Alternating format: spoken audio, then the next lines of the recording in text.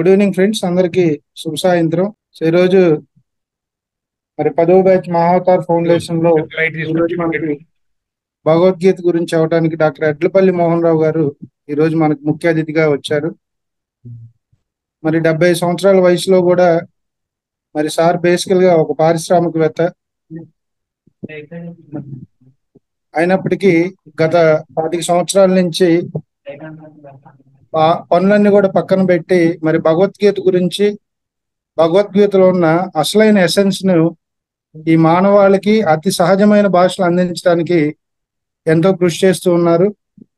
దాదాపుగా ఇప్పుడుకి దగ్గరగా భారతదేశ వ్యాప్తంగా అన్ని రాష్ట్రాల్లో 4000 భగవద్గీత యజ్ఞాలు చేశారు. అట్లాగే సారికి మరి గీతావధాని అని బిరుదు ఇవ్వటం కూడా జరిగింది.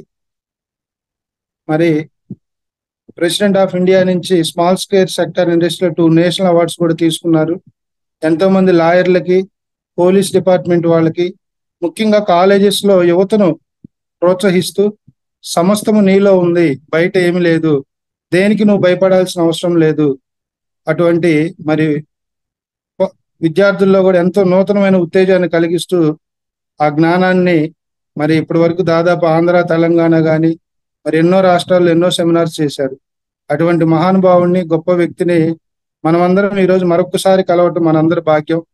ఒకసారి సార్ని మనస్ఫూర్తిగా ప్రేమతో మనం క్లాప్స్ తో ఆహ్వానిద్దాం మై డియర్ ఫ్రెండ్స్. ఇంకో విషయం చెప్పాలంటే, మనిషి డబ్బు సంపాదించడం వేరు, ఆ సంపాదించిన రూపాయిని సరైన మార్గంలో ఖర్చు పెడతాం వేరు. సంపాదించడం అందరికీ తెలిసింది, దాన్ని ఎలా ఖర్చు పెట్టాలో, దేనికి ఖర్చు పెడితే మరి సమాజానికి ఫలితం ఉంటుందో కొంతమందికే తెలుసు. ఆ కొంతమందిలో డాక్టర్ ఎడ్లపల్లి మోహన్ రావు గారు మనం ఎప్పుడు ప్రథమ స్థానంలో ఉంటారు. పిఎస్ఎస్ మూవ్మెంట్ కూడా విశేషమైన సేవలు చేశారు. అటు కర్తాల్లో కావచ్చు, మరి ఎన్నో విశేషమైన సేవలు అందిస్తూ ఈ రోజు కూడా భగవద్గీత అంటే 24 గంటలు కంటిన్యూగా మాట్లాడతాడు, ఎక్కడ ఎనర్జీ లాస్ లేకుండా. 70 సంవత్సరాల వయసులో కూడా ఒక 21 ఇయర్స్ బాబులాగా. సో అటువంటి మహానుభావుడిని మరి మనందరం కలవటం కూడా మరి మనందరి భాగ్యం ఈ రోజు. అయితే ఈ సెషన్ అంతా సార్ చెప్తా ఉంటారు, మనం ఎక్కువ క్వశ్చన్స్ అడగాలి. యాక్చువల్ గా ప్రీవియస్ సెషన్ లో చాలా మంది సార్ భగవద్గీత సెషన్ విన్నాం. జనరల్ గా భగవద్గీత అంటే చాలా మంది ఆ చాప్టర్ల వైజ్ గా, శ్లోకాల వైజ్ గా నాలెడ్జ్ షేర్ చేస్తూ ఉంటారు. సార్ యొక్క గొప్పతనం ఏంటంటే తక్కువ టైంలో ఆ ఎసెన్స్ అంతా కూడా, అసలు భగవద్గీతలో ఏముంది, నేను నాది, నేను ముఖ్యమా నాది ముఖ్యమా అనే ఒక విషయాన్ని మరి మనందరికీ క్లుప్తంగా, విపులంగా మరి తెలియజేస్తారు. Thank you sir, welcome. అంతా అంతా నువ్వే చెప్పేస్తే ఇంకా నేనేం చెప్పాలి? చాలా తక్కువ చెప్పాను సార్, మీరు బ్రీఫ్ గా చెప్పమన్నారని.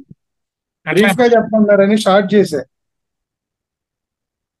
ఓకే ఓకే, ఇంకా స్టార్ట్ చేయొచ్చా? సార్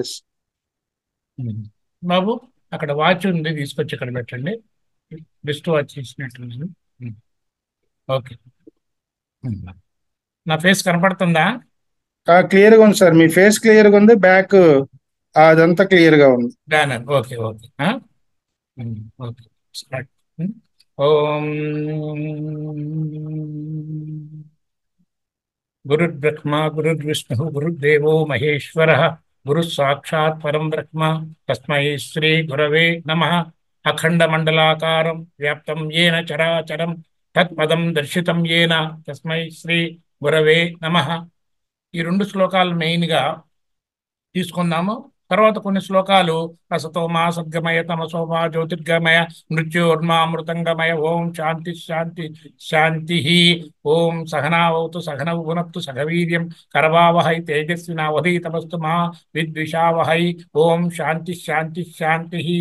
ఓం త్రయంబకం యజామహే సుగంధిం పుష్టివర్ధనం పూర్వారుకమేవ వందనాత్ మృత్యోర్ముక్షీయ మామృతాత్. ఓం శాంతి శాంతి శాంతి. ఇలా చాలా శ్లోకాలు ఉంటాయి. ఈ ముఖ్యంగా ఈ శ్లోకాలన్నిటిని కూడా మీ అందరినీ అడుగుతున్నాను. కేవలం ఇందాక మేడంతో కూడా మాట్లాడేది చెప్పాను. ఇప్పుడు నేను ఈరోజు ఎంత సమయం మాట్లాడతానో అందులో 10వ వంతన్నా మీరు రేపు ఇంకొకళ్ళకి చెప్పాలి, ప్రతి వాళ్ళు కూడా. లేకపోతే ఇంకోసారి జూమ్లో మీటింగ్లోకి ఎవరు రాకండి, వేస్ట్ ఆఫ్ టైం. ఇది 10వ వంతు నేను అడుగుతున్నది. ఓకే, బాగా చూడండి, నేను ప్రశ్నలు అడుగుతున్నాను. ఇందాక ఏమన్నారు శివ గారు, మీరు ప్రశ్నలు అడుగుతా ఉన్నాయి. నేను నేను ముందు నా ప్రశ్నలకు మీరు చెప్పండి సమాధానం, తర్వాత మీరు అడిగితే నేను చెబుతా. నేను అడిగినాటికి మీరు చెప్పకపోతే మీరు అడిగినాటికి నేను ఎక్కడ చెప్తాను?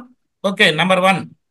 ఇప్పుడు ఇలాంటి శ్లోకాలు ఉన్నాయి, చిన్నప్పటి నుంచి ఉన్నాయి. ముఖ్యంగా గురు బ్రహ్మ గురు విష్ణు అనేది అందరికీ తెలిసిన విషయమే అయినప్పుడు ఈ శ్లోకాలను కేవలం చదువుకుంటే ప్రయోజనం ఉంటుందా, దాన్ని అర్థం చేసుకొని చదువుకుంటే ఎక్కువ ప్రయోజనం ఉంటుందా అంటే అందరు ఆన్సర్ చెప్పాలి. ఇప్పుడు అర్థం చేసుకొని చదువుతుంటేనే ఎక్కువ ప్రయోజనం ఉంటుంది. ఈ మాట నేను చెప్పకుండా అందరూ కూడా, ఇది తెలిసిన విషయం, అందరి తెలివికి అందరి అనుభవానికి కూడా తెలిసిన విషయమై నేను గుర్తు చేస్తున్నా.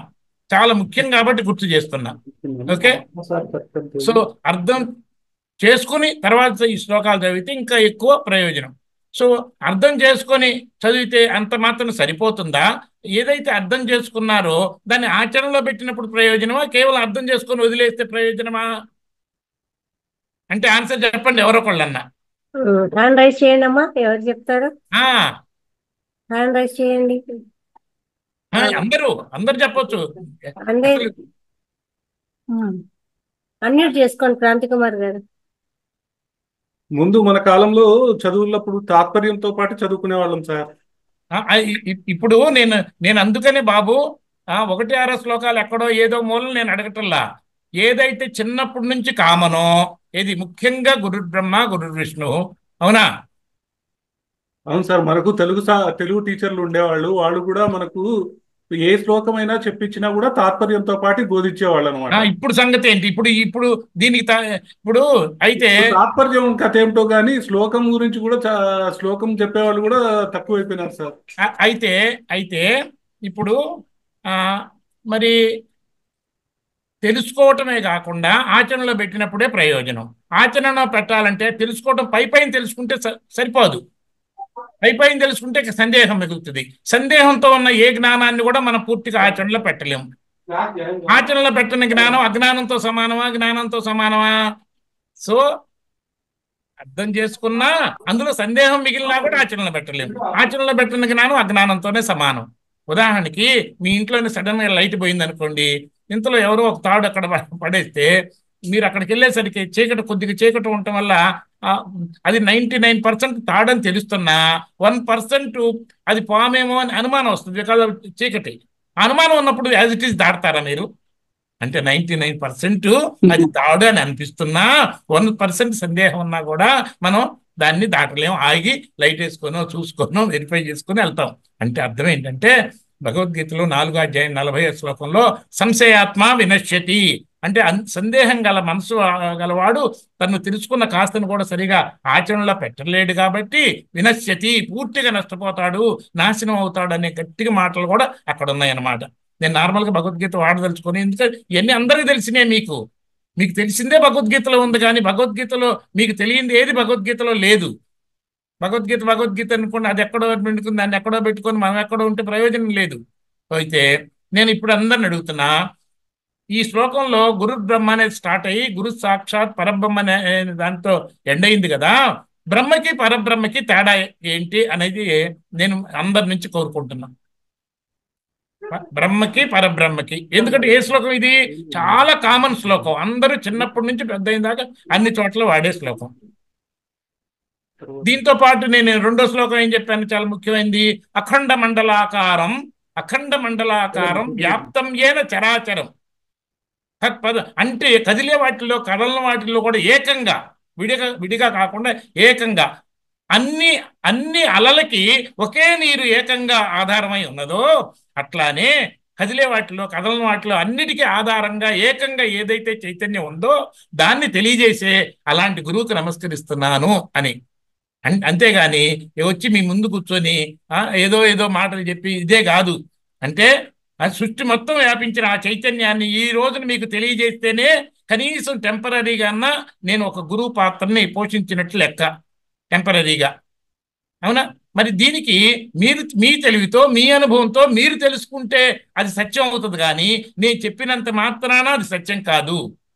ప్రతి ఒక్కళ్ళలో తెలివి ఉంది, అనుభవం ఉంది. మీ తెలివితో మీ అనుభవంతో నేను మాట్లాడే దాన్ని అవగాహన చేసుకొని పరీక్ష చేస్తే అప్పుడు మీకు అర్థమైతే అదే సత్యం కింద లెక్క. కానీ నేను చెప్పినంత మాత్రాన అది మీకు సత్యం కాదు. అందుకని అందరూ మేలుకొని ఉండాలా. ఆఖరికి వివేకానందుడు అన్నాడు కదా, లెండి మేల్కోండి అన్నాడు. లేచిన తర్వాత మేల్కోవటం ఏంటి అంటే, లెండి మేల్కోవటం, ఆల్ పవర్ ఇస్ విత్ నీ, అనంతమైన శక్తి నీలో ఉంది. మానవుడే మాధవుడు, నరుడే నారాయణుడు. లెండి మేల్కోండి అంటే అర్థం ఏంటి?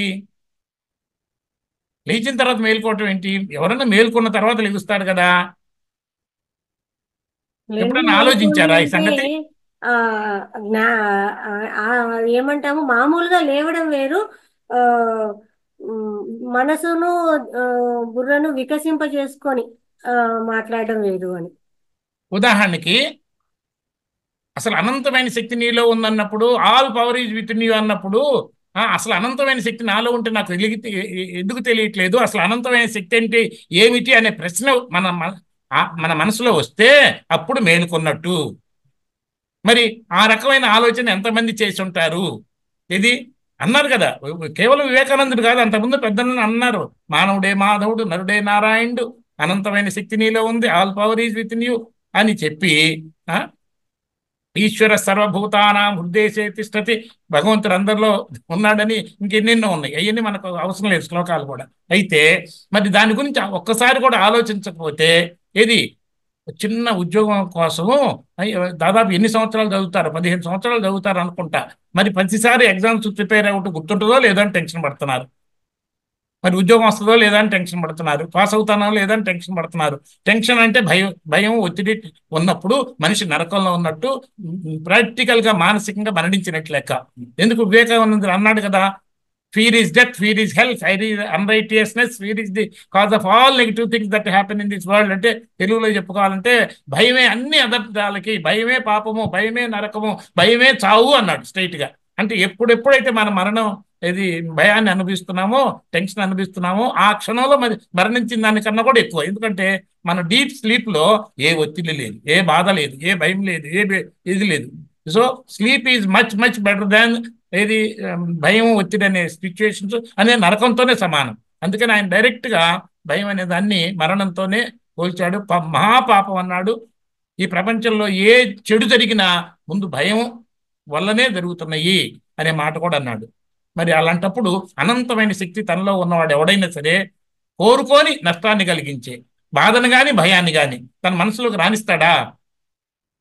మరి 100 సార్లు 1000 సార్లు టెన్షన్ పడుతూ ఉన్న శక్తిని, మరి ఈవెన్ మెమరీ పవర్ చూసుకుంటే, పర్సనాలిటీ డెవలప్మెంట్ వాళ్ళందరూ ఏం చెప్తున్నారు, ఈ ప్రపంచంలో ఉన్న కోట్లాది పుస్తకాల్లో ఉన్న సమాచారం మొత్తం తీసుకొచ్చి నీ బ్రెయిన్లో పెట్టినా, నీ బ్రెయిన్లో స్థానం ఉంటుంది, చోటు, అందులో 20%, 20% కూడా నిండదు, 80% ఇంకా ఖాళీగా ఉంటుందంటే దాని అర్థం ఏంటి? మనలో జ్ఞాపక శక్తికి చోటు ఎంత ఉందంటే అనంతంగా ఉంది అని అర్థం. అందులో 1% మనం వాడుకోగలిగినా స్టిల్ అది అనంతమైన జ్ఞాపక శక్తి. ఎందుకంటే అనంతం కాబట్టి. కానీ మరి అనంతమైన శక్తి నీలో ఉందన్నారు, అనంతమైన మెమరీ పవర్ నీలో ఉందన్నారు. మరి ఏమైనాయి అంటే ఎక్కడికి పోయినాయి? ఈ భయం వల్లనే అన్నీ పోతున్నాయి.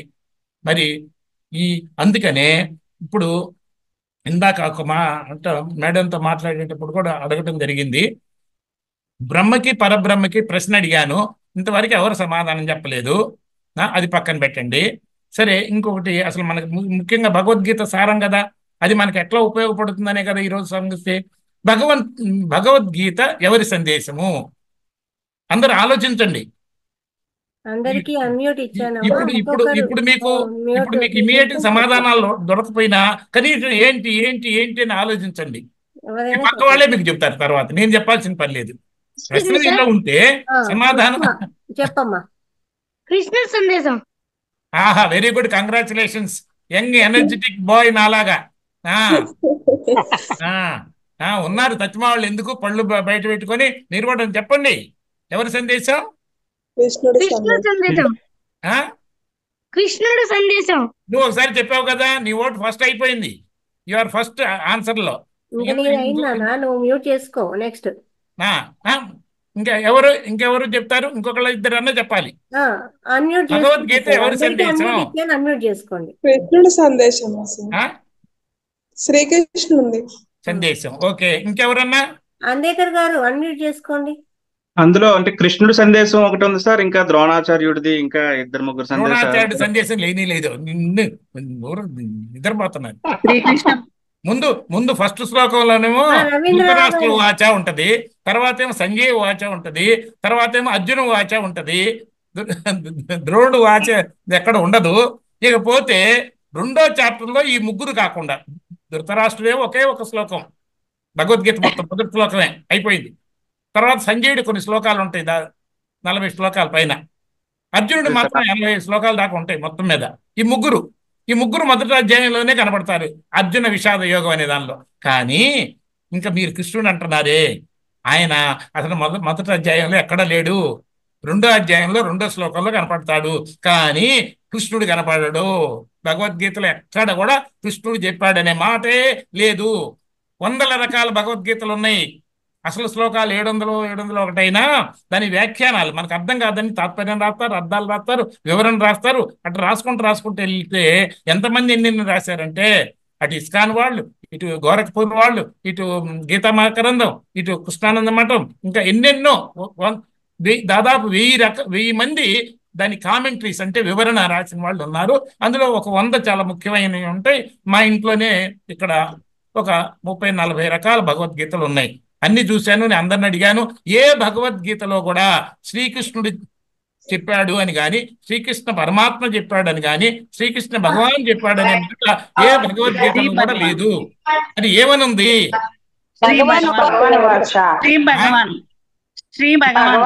శ్రీకృష్ణుడు మరి శ్రీ భగవాను వాచ అని అక్కడ రాసింటే మరి శ్రీకృష్ణుడు సందేశం అని మీరు ఎట్లా చెబుతున్నారు? శ్రీకృష్ణుని భగవంతుడిగా వస్తున్నాం కాబట్టి, శ్రీకృష్ణుని భగవంతుడిగా ఉంటున్నాం కాబట్టి అనుకుంటే మీరు అనుకుంటానికి సరిపోయిందా? మిమ్మల్ని మీరే అనుకోవచ్చుగా భగవంతుడని. అనుకుంటాం కాదు, కానీ మనకు సత్యం తెలియాలా వద్దా? భగవద్గీతలో కృష్ణుడు ఎక్కడ ఉంటాడంటే అట్ట మీద ఉంటాడు. పుస్తకాలు తెచ్చిపెట్టండి అయ్యా, ఎదుగో పుస్తకాలు తెచ్చిపెట్టండి. ఇక్కడ కృష్ణుడు బొమ్మ ఎక్కడ ఉంటుంది, కృష్ణుడు అర్జునుడు బొమ్మ ఎక్కడ ఉంటుంది? కవర్ పేజీ మీద ఉంటుంది, అవునా? ఇప్పుడు మీరు ఉదాహరణకి నా ముందు ఒక ల్యాప్టాప్ ఉంది. ఇక్కడ ల్యాప్టాప్ ఆర్డర్ ఇచ్చారనుకోండి, దాన్ని మంచి ప్యాకింగ్లో ఇస్తాడు. మంచి ప్యాకింగ్లో ఇస్తే ప్యాకింగ్ చాలా బాగుందని ప్యాకింగ్ను వాడుకొని ల్యాప్టాప్ పక్కన పెడదామా, లేకపోతే ల్యాప్టాప్ వాడుకొని ప్యాకింగ్ పక్కన పెడదామా? ఎంత బాగుందో దాన్ని ఇంకోసారి ప్యాకింగ్ వాడుకుంటామేమో కానీ మరి వాడుకునేది మాత్రం ల్యాప్టాప్నే కదా. అట్లానే మిక్సర్ ఆర్డర్ చేశారు, గ్రైండర్ ఆర్డర్ చేశారు, మంచి ప్యాకింగ్లో వస్తుంది, దాని మీద మంచి మంచి బొమ్మలతో కూడా వస్తాయి. బాగుందని చెప్పి దాన్ని వాడుకోం కదా, అది మెయిన్ కాదు కదా, లోపల ఉన్న మిక్సర్ గ్రైండరే కదా. అలానే లోపల ఎక్కడ కృష్ణుడు పలికిననే మాటే లేదు, కేవలం శ్రీ భగవాన్ వాచ అని మాత్రమే ఉన్నది. అలాంటప్పుడు ఈ కృష్ణుడు ఆ భగవంతుడికి ఏంటి relation? What is the difference? ఎట్లయితే ఇందాక బ్రహ్మకి పరబ్రహ్మకి ఎట్లయితే తేడా అడిగానో అట్లానే కృష్ణుడికి అట్ట మీద ఉన్న కృష్ణుడికి లోపల ఉన్న భగవంతుడికి. చేస్తున్నాను, దయచేసి మీరు తప్పుగా అనుకోకండి, మిమ్మల్ని ఇంటరప్షన్ చేస్తున్నాను. మీరు కృష్ణుడు గురించి కృష్ణుడు భగవానుడు వేరు అని చెప్తున్నారు. మళ్ళీ అర్జునుడు అంటే ఆ భగవద్గీతలో అర్జునుడు అంటే భారతంలోని అర్జునుడేనా లేకపోతే మరొక అర్జునుడా? అంటే మనం కేవలం భగవద్గీత పుస్తకాన్ని ఆధారం చేసుకొని మాట్లాడుతున్నామండి, అవునా? అవునండి, నేను భగవద్గీత ఆధారంలోనే మనం భగవద్గీతలో భగవాన్ ఉవాచ, సంజయ్ ఉవాచ, ధృతరాష్ట్ర ఉవాచ, అర్జున ఉవాచ అని మనకు మొత్తం భగవద్గీత సంభాషణలో సంవాదాలు ఏముంటాయంటే భగవాన్ ఉవాచ, అర్జున ఉవాచ అనే ఉంటుంది. అదే సంజయ్ ఉవాచ కూడా ఉంది. ఇక్కడ మనకు అర్జున ఉవాచ అన్నప్పుడు భగవాన్ ఉవాచ అన్నప్పుడు మనం ఏమనుకున్నామంటే సార్, శ్రీకృష్ణ పరమాత్మనే మనం అందరూ భగవానుడు అనే దీని దృష్టిలో ఏమంటే అనుకోవటం వేరు, భగవానుడు అనుకుంటున్నాము. అనుకోవటం వేరు, ఇప్పుడు సత్యాన్ని తెలుసుకోవడం వేరు. అర్జునుడు ఎవరు సార్ ఇక్కడ? వినండి, అర్జునుడి పేరు ఉంది కదా, అర్జునుడి పేరు అర్జున ఉవాచనే ఉంది, అక్కడ సందేహం లేదు, అవునా? ఇప్పుడు సార్ ఇది పక్కన పెట్టండి. ఈరోజు మనం సత్యం తెలుసుకుందామా, నమ్మకాల మీద వెళ్ళిపోదామా? అనే సత్యం కొరకే నేను ఆలోచిస్తున్నాను సార్. ఎందుకంటే నాకు సో నాకు ఆ అనుకోవటం సత్యం పక్కన కావాలని పెడితే అర్జునుడు ఎవరు ఆగండి వెళ్దాం ముందు అడుగుతున్నాను. తొందరపడకండి. ముందు ఇప్పుడు ఉదాహరణకి మీ అందరిని అడుగుతున్నా ఒక్క మాట. మీ అందరికి ఒక కులం కాస్ట్ అనేది ఉంది, అవునా? ఉంది కదా. మీరు ఏ కులం ఏ కాస్ట్ అని మీరు అనుకుంటున్నారో సత్యమా? అది సత్యమా నమ్మకమా? నమ్మకం అండి. బాగా ఆలోచించి చెప్పండి మీరు. అది నమ్మకమేనండి. నమ్మకం కరెక్టేనా? కరెక్టేనా? కరెక్టే సార్. మీరు బాగా తెలివితో ఉన్నారు కాబట్టి, ఓపెన్ మైండ్తో ఉన్నారు కాబట్టి ఈ మాట చెప్పారు. అదేంటి, నేను నా కులం కరెక్టే కదా, చిన్నప్పటి నుంచి అదే కదా, మా నాన్న చెప్పారు, మా తాత చెప్పారు అని చెప్పారు. అయినా వాళ్ళకు వాళ్ళు ఎవరు చెప్పారు, వాళ్ళకు వాళ్ళు ఎవరు చెప్పారు, ఇదంతా. అది ఇంకొక మాట, మనందరి మనసు సంపూర్ణమైన స్వేచ్ఛను కోరుతుందా, పరిమితమైన స్వేచ్ఛను కోరుతుందా? మన మనసు లోపలికి సంపూర్ణమైన అంటే దొరుకుద్దా లేదా అనేది పక్కన పెట్టండి. సంపూర్ణ స్వేచ్ఛ అంటేనే మోక్షం అనుకోండి, దానికి ఇంకొక పేరు. కానీ మనందరి మనసు సంపూర్ణమైన స్వేచ్ఛను కోరుతుందా, కొంత స్వేచ్ఛని, కొంత ఎదుటి వాళ్ళు మన మొట్టికాయలు వేయాలి, వాళ్ళు జైల్లో ఉండాలి అని కోరుకుంటుందా? పూర్తిగా చెప్పాలంటే మనం ఆలోచించేది పరిమితమైన స్వేచ్ఛనే సార్. ఆలోచించేది కాదు, కోరుకునేది ఏంటి అన్నారు. కోరుకునేది కూడా అదే సార్. ఎందుకంటే మనం ఆ పరిధిని దాటి వాళ్ళ ముందుకు వెళ్ళడం లేదు. మనం ఎంతసేపు చెప్పినా ఒక్క మాట నేను ఎక్కడ ఉన్నావని నేను అడగటంలా, దేన్ని కోరుకుంటున్నావని నేను అడుగుతున్నా. అదే సార్, నేను చెప్తున్నది అదే. మనం కోరుకున్నది కూడా భగవాన్ దగ్గరికి వెళ్ళినప్పుడు మనం పరిమితమైన కోరికలే కోరుకుంటున్నాం, కానీ మోక్షం గురించి మనం ఆలోచించడం లేదు సార్. ఏమండి, ఎవరైనా నేను సింపుల్గా ఎవరైనా ఫ్రీగా ఉండాలనుకుంటున్నారా, నేను ఏది కోరుకుంటున్నారా అని అడుగుతున్నా. ఏమి ఉన్నా, ఎక్కడ ఉన్నావా అని అడగటంలా. ఎక్కడ ఉన్నామని కాదు సార్, మీరు కోరుకుంటున్నారు అన్నప్పుడే మనం ఏం కోరుకుంటున్నాం అనేది అంటే మన మన మనసులు పరిమితం అయిపోయినాయి కాబట్టి ఆ పరిమితమైన స్వేచ్ఛనే కోరుకుంటున్నాం అని చెప్తున్నాను సార్. ఎందుకంటే నేను చాలా ఓపెన్ మైండెడ్ గా చెప్తున్నాను. ఎవరైనా సరే గుండె మీద చేపెట్టుకొని చెప్పండి, నేను సంపూర్ణమైన స్వేచ్ఛను కోరుకుంటున్నా అంటే ఆయనకు నేను శతకోటి వందనాలు చేస్తాను.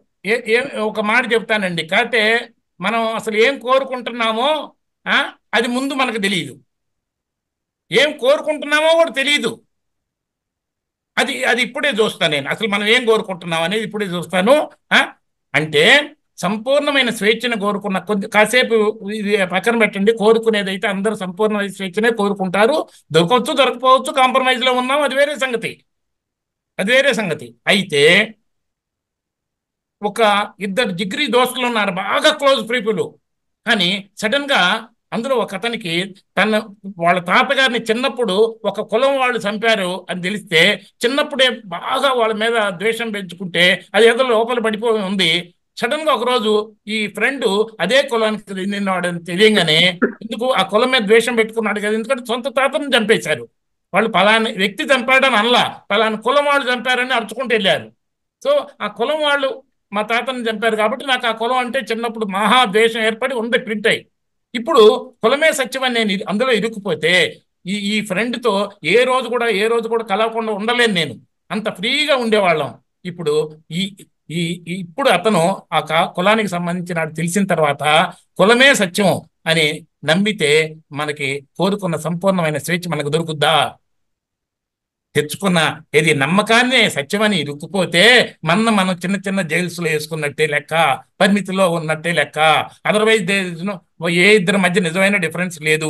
ఎట్లానే కులము, మతము, ప్రాంతము, భాష అన్ని కూడా కంపార్ట్మెంట్లు ఏరుకుంటే నువ్వు వేరు నేను వేరు అంటే పూర్ణత్వాన్ని మనం ఎప్పుడు అనుభవించలేం. సఖ్యతని అనుభవించలేం, సమానత్వాన్ని అనుభవించలేం. నరకాన్ని మాత్రమే పరిమితి అంటేనే నరకం. ఇటు తేడాలుగా మనమే కంపార్ట్మెంట్లుగా జీవిస్తే ఓకే, అది పక్కన పోయి. సో ఎందుకు ఈ మాట అసలు తీసుకున్నానంటే సత్యానికి నమ్మకానికి తేడా. ఇప్పుడు మనం కులం అనేది, మతం అనేది, ప్రాంతం అనేది అన్ని కూడా నమ్మకాలే కానీ సత్యాలు కాదు. మనం ఈరోజు సత్యాన్ని తెలుసుకోబోతున్నాము, అవునా?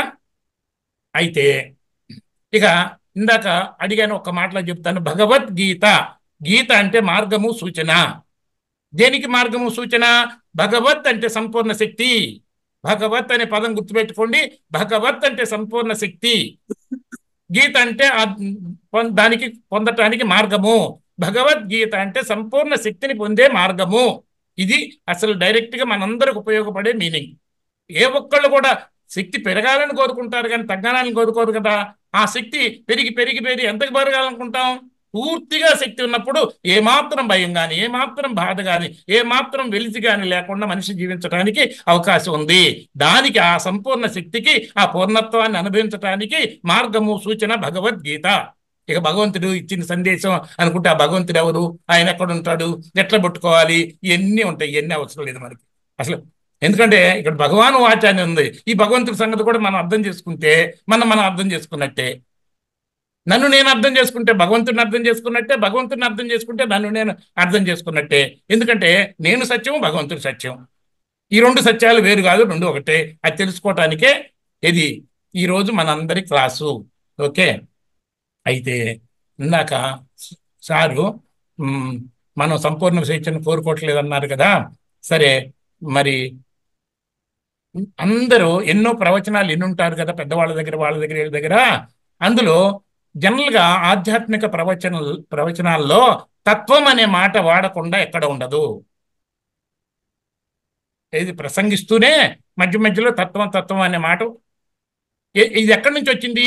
తత్వమసి అనే మహావాక్యం నుంచి వచ్చింది. ఇది తత్వమసి అనేది కంప్లీట్ వాక్యం. తత్వం అనేది ఒక పదం మాత్రమే. తత్వమసి అనే మహావాక్యం. మరి మీరు ఎన్నో ప్రవచనాలు విని ఉంటారు కదా. మరి అందులో చాలాసార్లు వాడే ఈ పదాలు తెలియకపోతే మనకి వాళ్ళు చెప్పేది ఏం అర్థం కాదు కదా. తత్వం అనే పదానికి అర్థం ఏంటో చెప్పండి ఎవరైనా. కొంచెం గ్యాప్ ఎందుకు ఇస్తున్నానంటే తెలియకపోవచ్చు, అది వేరే సంగతి. బాగా ఇది చాలా అవసరం కదా, మనకి ఇంపార్టెంట్ కదా. ఏది ఇని రావటం కాదు కదా అనేది. తత్వం అంటే వాళ్ళ తలకి మెంటాలిటీ అండి. వాళ్ళ మెంటాలిటీయా? మెంటాలిటీ అంటే మనస్తత్వం, మానసిక స్థితి అనొచ్చు. మళ్ళీ మనస్తత్వం అంటే మళ్ళీ అందులో కూడా తత్వం వచ్చేసింది. ఇంకెవరన్నా చెప్పగలిగితే తత్వం అనే పదానికి అర్థం చెప్పండి. నేనా? తత్వం అసిని కలిపితే తత్వం అసి అవుతుంది. అవునా? తత్వం అసి అంటే అది నేనే ఉన్నాను. కొమ్మంటే నీవు, అసి అంటే అయ్యున్నావు, తత్ అంటే అది. తత్ అంటే అది, తొమ్మంటే నీవు, అసి అంటే అయ్యున్నావు. అదే నీవు అయ్యున్నావు మేడం, అదే నీవు అయ్యున్నావు తత్వమసి అంటే.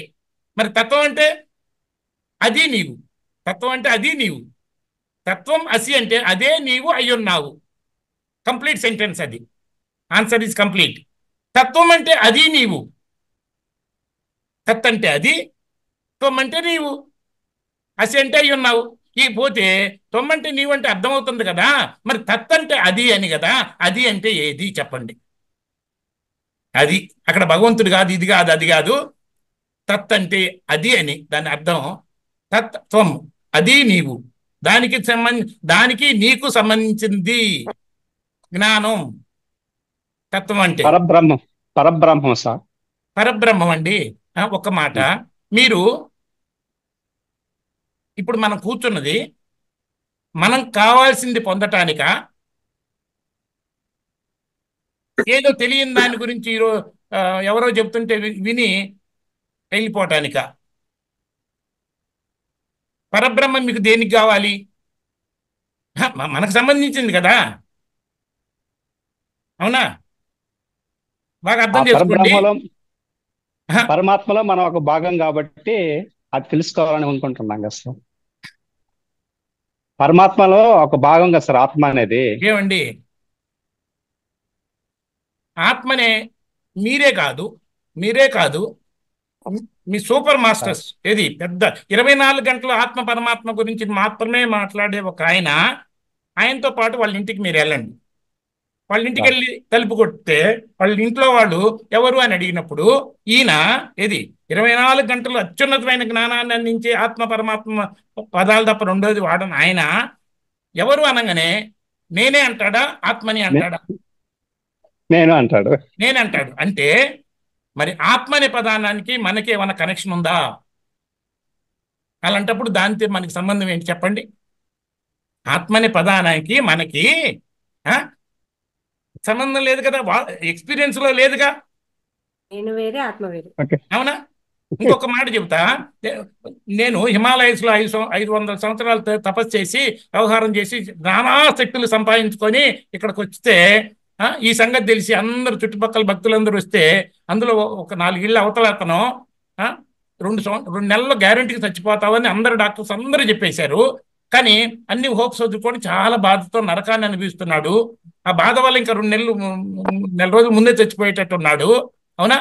ఎప్పుడైతే ఇంత మహాశక్తి గల ఆయన హిమాలయస్ నుంచి వచ్చేసరికి అది మాట అతని చెవిలో పడి ఎంతో ఆశ వచ్చి పరిగెత్తుకుంటూ వచ్చి భక్తులందరూ ఎదురుగా కూర్చున్నా వాళ్ళందరినీ తోసుకుంటూ వెళ్ళి టక్మని వచ్చి నా కాళ్ళు పట్టుకుని వదిలిపెట్టట్లా. ఏంటి బాబు అసలు నీకేంటి కంగారు ఏంటి, ఇదేంటి, నన్ను కాపాడండి ఏం గొడవ లేదు, నీకేం ప్రాబ్లం లేదు, నా దగ్గరకు వచ్చావు కదా ఏం ప్రాబ్లం లేదు, కూర్చో అనగానే కొంత నింపాదిగా కూర్చున్నాడు.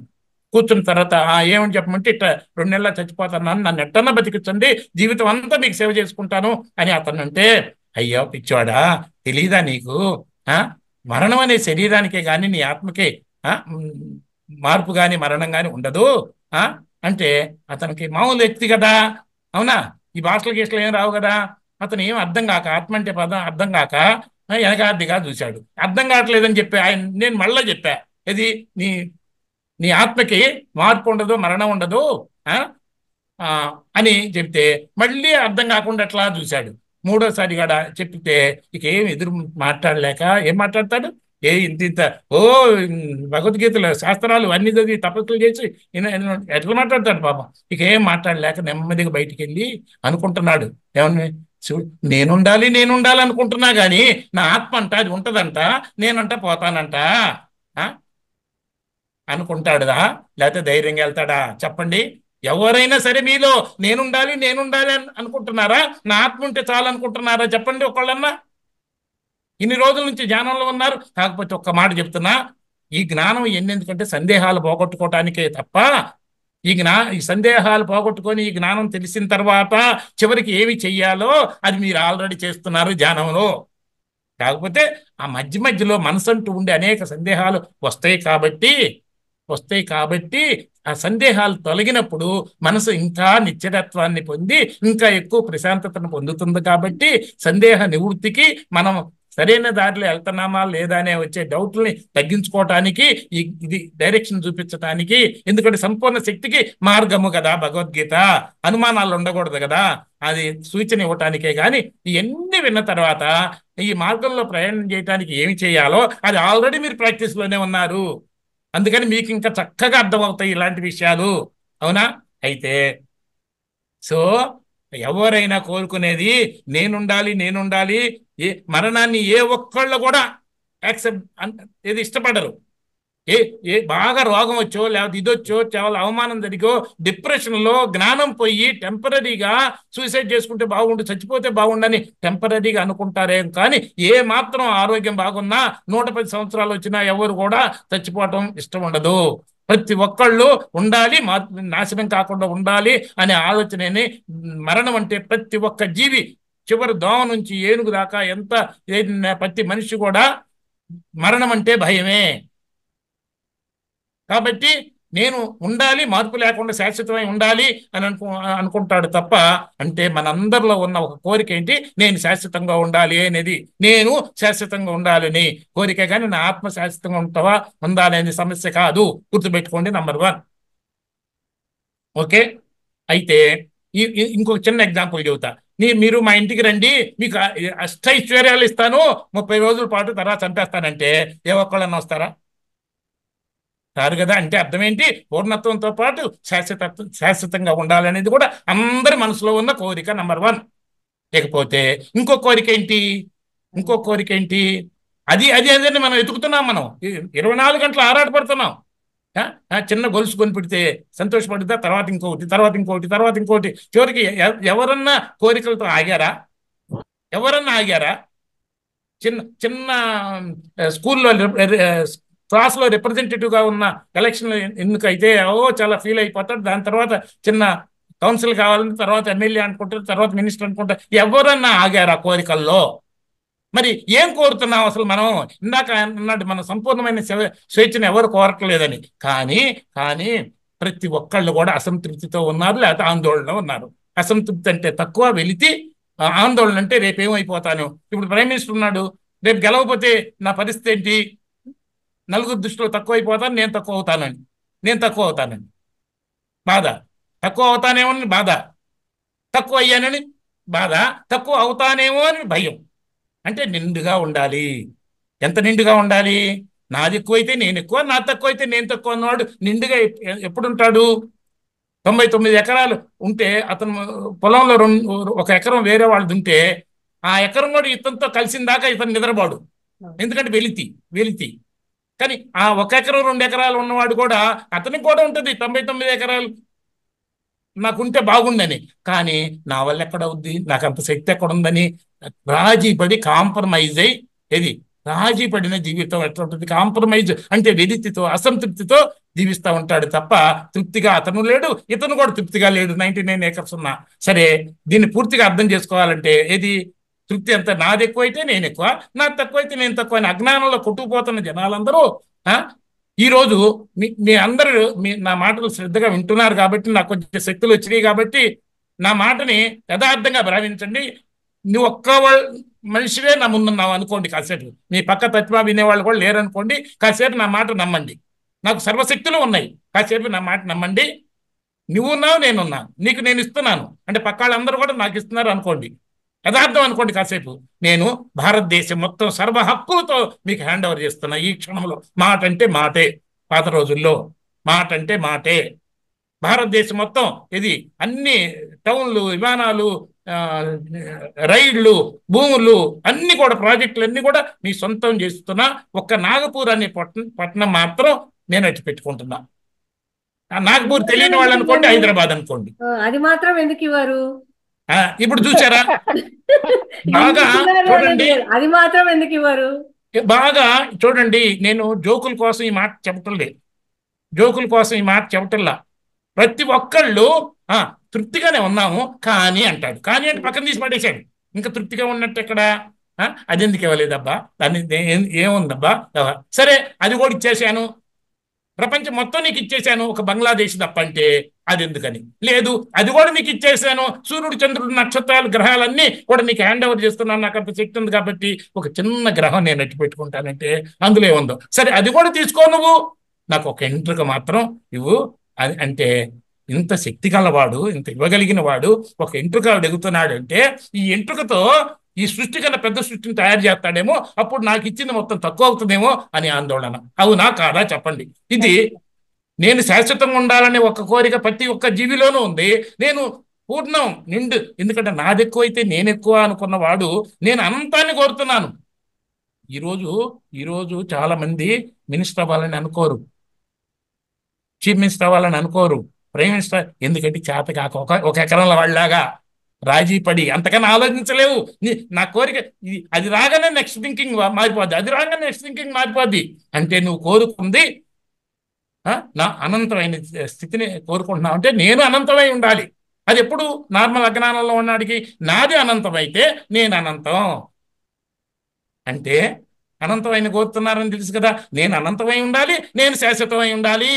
అది అని తత్ అంటే దేనికోసం చిన్నప్పటి నుంచి ప్రతి నిమిషం దేనికోసం ఆరాటపడుతున్నావో ఇప్పుడు దాకా నువ్వు అది కూడా తెలుసుకోలేకుండా ఉన్నావు. నువ్వు శాశ్వతమైన పూర్ణత్వాన్ని వెతుకుతున్నావు, అనంతమైన స్థితిని, శాశ్వతమైన సత్య స్థితిని నువ్వు కోరుతున్నావు. నీ మనసు దానికోసం ఆరాటపడుతుంది. దానికి నీకు సంబంధించిన జ్ఞానమే, నువ్వు కోరుకున్న ఆ శాశ్వతమైన పూర్ణత్వానికి నీకు సంబంధించిన జ్ఞానమే తత్వం. అంతే, పరబ్రహ్మ కాదు, పరమాత్మ కాదు, ఎవరిని మనం కోరుకోవటం లేదు. నేను శాశ్వతంగా ఉండాలి, నేను పరిమితి లేకుండా ఉండాలి, నాకంటూ పరిమితి ఉండకూడదు. సో మరి దానికి సమాధానం ఏం చెప్పారు? ఆ శాశ్వతమైనది, ఆ పూర్ణమైనది. కానీ ఇంకొక మాట చెప్తున్నా వినండి. ఏది శాశ్వతమో అది అనంతం, ఏది అనంతమో అది శాశ్వతం. ఎందుకంటే అల ఉందనుకోండి, అది చిన్నగా ఉంటుంది, పరిమితిగా ఉంటుంది, పుట్టుద్ది, పెరుగుద్ది, కదులుద్ది, పోతుంది. ఎందుకంటే పరిమితిగా ఉంది కదా, పుట్టుద్ది, పెరుగుద్ది. కానీ నీరు కానీ సముద్రం కానీ దానికి పరిమితి లేదు. కాబట్టి సముద్రం శాశ్వతం. ఇంకా వేరే ఎక్స్ట్రా థింకింగ్ వద్దు మనకి. ఎంత ఎగ్జాంపుల్ చెబుతామో అంతవరకే తీసుకోవాలి. ఎగ్జాంపుల్స్ అయితే 100% కాదు. సో పరిమితి లేని నీరు కానీ సముద్రం కానీ శాశ్వతము. అప్పుడప్పుడు పుట్టి పరిమితంగా ఉన్న అల అశాశ్వతము. అల మీద పుట్టే బుడగ ఇంకా అశాశ్వతము. అవునా? సో మరి నేను శాశ్వతమై ఉండాలి, నేను అనంతమై ఉండాలంటే ఏది? రెండు ఒకటే, రెండు వేరు కాదు. సముద్రం శాశ్వతమే, సముద్రం అనంతమే. అవునా? నేను అట్లా ఉండాలనుకుంటున్నాను, అది మన అసలు కోరిక. మరి దాని సమాధానం ఏం చెప్పారు? పిచ్చివాడా, ఏది శాశ్వతం అది పూర్ణం కదా, ఏది పూర్ణం కూడా శాశ్వతం కదా. అది త్వం, నీవు అసి అయ్యున్నావు, నీవే శాశ్వతము అంటే సత్యము, నువ్వే అనంతము పూర్ణము. ఇది తెలియజేసేదే తత్, ఆ శాశ్వతమైన పూర్ణత్వం. త్వం అసి, నీవే అయ్యున్నావు అనేది మహావాక్యం. ఎంత ఏళ్ళంత లేదు వాక్యం, మహావాక్యం అది. అందుకనే ఇన్ని రోజులు కూడా తత్ అంటే ఏంటో తెలియట్లేదు కాబట్టి భగవద్గీత వచ్చింది కాబట్టి మన ముందుకి ఇప్పుడు ప్రతి అధ్యాయం చివరిలో కూడా ఒక మాట ఉంటుంది, తత్ సత్, తత్ సత్ అని. నువ్వు వెతుకుతున్నది అది శాశ్వతత్వాన్ని రా పిచ్చోడా అని ప్రతి అధ్యాయం చివరిలోనూ ఉంది, గుర్తు చేస్తున్నాడు. అవునా కాదా చెప్పండి? దాంతో కలిసి ఉండటమే యోగ శాస్త్రము. అవునా? సో అయితే ఇప్పుడు నేను శాశ్వతంగా ఉండాలి, ఈ కోరిక నెరవేరాలి కదా. నేను పూర్ణమై ఉండాలి, ఈ కోరిక నెరవేరి ఉండాలి కదా. అవునా? మరి ముందు ఒకటి చూద్దాం, సింపుల్గా ఒకటి. నేను శాశ్వతంగా ఎట్లా ఉంటాను? అవునా? కోరిక అది కదా, కోరిక అది. మరి నేను శాశ్వతాన్ని ఎట్లా పొందాలి? ఇప్పుడు ఉదాహరణకి 2 ఎంట్రుకలు ఊడిపోతే ఇట్టెందుకైందని బాధపడతారు, 4 ఎంట్రుకలు ఊడతాయేమోనని భయపడతారు. చూడండి, ఇంత చిన్న విషయాలకి 2 ఎంట్రుకలు రాలిపోతే ఇట్టెందుకైంది అని ఎంత ఎక్కువగా అనుకుంటే అంత బాధ, 4 ఎంట్రుకలు రాలుతాయేమని ఎంత ఆలోచిస్తే అంత భయం, టెన్షన్. దీనివల్ల ఇంకెక్కువ రాలుతాయి, అది వేరే సంగతి. అంటే ఇంత చిన్నదానికే బాధపడుతున్నాం, భయపడుతున్నాం. అంటే బాధ పేరుతో నరకాన్ని అనిపిస్తున్నాం, భయపెడుతూ నరకాన్ని అనిపిస్తున్నాం, ఈ 2 పేరుతో మరణాన్ని అనిపిస్తున్నామే. మరి నిజంగా ఇలా చిన్నటి బాధపడి భయపడేవాళ్ళు మరణాన్ని అనుభవిస్తూ ఆ బాధతో శక్తిని పోగొట్టుకుంటుంటే అలాంటి వాళ్ళకి యాక్సిడెంట్ అయ్యి 2 కాళ్ళు డ్యామేజ్ అయితే మోకాళ్ళ వరకు అందరూ చచ్చిపోతారు అనుకుంటుంటే డాక్టర్ దగ్గర తీసుకెళ్తే డాక్టర్ కనపడంగానే డాక్టర్ని చేతులు పట్టుకొని ఎట్టన్నా నన్ను బతికిస్తాను, నేను చచ్చిపోవాలని ఇష్టం లేదు అని అంటాడు. కానీ నన్ను చంపేసేయండి అంట కదా. డిప్రెషన్లో అంటే అనొచ్చు. అయితే ఏం లేదు బాబు, నీ 2 కాళ్ళు తీస్తే ఆర్టిఫిషియల్ లెగ్స్ పెట్టుకొని నువ్వు అంతకుముందు అదర్వైజ్ ఎట్లా బతికావో అన్ని రోజులు పూర్తిగా బతకచ్చు, కొద్దిగా ఇన్కన్వీనియంట్ చెప్పంటే. ఇప్పుడు నా 2 కాళ్ళు ముఖ్యం అంటాడా, నేను ముఖ్యం అంటాడా? 2 కాళ్ళు ముఖ్యం అంటారు చెప్పండి అందరు ఎవరైనా. అంతకుముందు 2 కాళ్ళు ముఖ్యం అంటారా, 2 కాళ్ళు ముఖ్యం అంటారా, నేను ముఖ్యం అంటారా? సరే, మీ కంటికి ఏదో జబ్బు వచ్చింది, ఆ కన్ను కనుక తీసేయకపోతే లోపల వెనక బ్రెయిన్ అంతా దెబ్బతిని మొత్తం బాడీ అంతా పోతుంది, స్మాష్ అయిపోతుంది అని అంటే నా కన్ను ముఖ్యం అంటావా, నేను ముఖ్యం అంటావా? 500 కోట్ల రూపాయలు నేను సంపాదించుకొని చక్కగా ఇంట్లో లాగర్లు పెట్టుకొని ఇది చేసుకుంటే 500 కోట్ల రూపాయలు నేను సంపాదించుకొని ఉంటే అది ఎట్లుంటే నేను ఎట్టైనా హ్యాపీగా బతకొచ్చు అని అనుకుంటే మా సొంత రిలేటివ్స్ దగ్గర వాళ్ళు కొంతమంది ప్లస్ సెక్యూరిటీ వాళ్ళని పెట్టుకున్నా కదా, నేను సెక్యూరిటీ వాళ్ళ ములాఖాత్ అయిపోయి ఈయన లేపేస్తే ఈ 500 కోట్లు శుభ్రంగా పంచుకోవచ్చు అనే ప్లాన్ వేసి ఇంకా 5 నిమిషాల కన్నా టైం లేదు. అప్పుడు వాళ్ళ ప్లాన్ అప్పుడు బయటపడింది నాకు. ఇప్పుడు అది ఉంటే నాకు ఏముంది హ్యాపీగా అనుకుంటున్నాను. నాకు 5 నిమిషాల ముందు నాకు తెలిస్తే ₹1 కూడా తీసుకెళ్ళటానికి లేదే. ఇప్పుడు నా డబ్బులు ముఖ్యమని నేను ఉండిపోతానా, నేను ముఖ్యమని అన్ని వదిలేసి పారిపోతానా చెప్పండి? మరి నా చెయ్యి అయినా, నా కాలైనా, నా షర్ట్ అయినా, నా ప్యాంట్ అయినా, నా ఈ ల్యాప్టాప్ అయినా ఏదైనా అవన్నీ నా కోసం, దానికోసం నేనా? మీరు ఏదైనా చెప్పండి. అక్కడ ఫ్రెండ్స్ అయినా నా కోసం ఫ్రెండ్సా, వాళ్ళ కోసం నేనా? చెయ్యి అయినా, కాలైనా, బనియన్ అయినా, డ్రైవర్ అయినా, జుట్టు అయినా ఏదైనా నా కోసం అదే, దానికోసం నేనా? మరి నేను ఉండాలనుకుంటున్నాడా, నాది ఉండాలనుకుంటున్నాడా చెప్పండి? నేను ఉండాలనుకుంటున్నాడా, నాది ఉంటే చాలనుకుంటున్నాడా? నేను ఉండాలనుకుంటున్నావు కానీ పరమాత్మ ఉంటే చాలు, దోసకాయ ఉంటే చాలు అని ఎవడు అనుకోవట్లా. అవునా? నా కాలు ముఖ్యం, నా చెయ్యి ముఖ్యం అని కూడా అనుకోవట్లా. నార్మల్గా అయితే 2 ఎంట్రుకలు కూడా ముఖ్యమే. ఆడవాళ్ళకి స్లోలో పౌడర్ వేసుకోవడం కూడా మీకు నలుగురి మధ్య కనపడాలి కదా, లేకపోతే వాళ్ళు తక్కువ చూస్తే ఇది వాళ్ళు తక్కువ అయిపోతారు, నలుగురు తక్కువ చూస్తే తక్కువ అయిపోతారు కదా. అయితే సందర్భానుసారంగా ఉంటుంది. నేను ఉండాలి అనుకుంటున్నావో, నేను శాశ్వతంగా ఉండాలనేది కోరిక ఇందాక ఆల్రెడీ వచ్చేసింది. మరి ఆ నేను ఎప్పుడన్నా నాశనం అవుతుందా చూద్దామా. నేను తెలుసుకుంటే భగవంతుడిని తెలుసుకున్నట్టే. నేను తెలుసుకోవటం అంటే తెలుసుకోవటం అన్నా దర్శించటం అన్నా ఒకటే. నేను తెలుసుకుంటే అంటే దర్శిస్తే, ఆ పదం వాడుతున్నా కావాలి, అలవాట్లో ఉన్నాం కదా.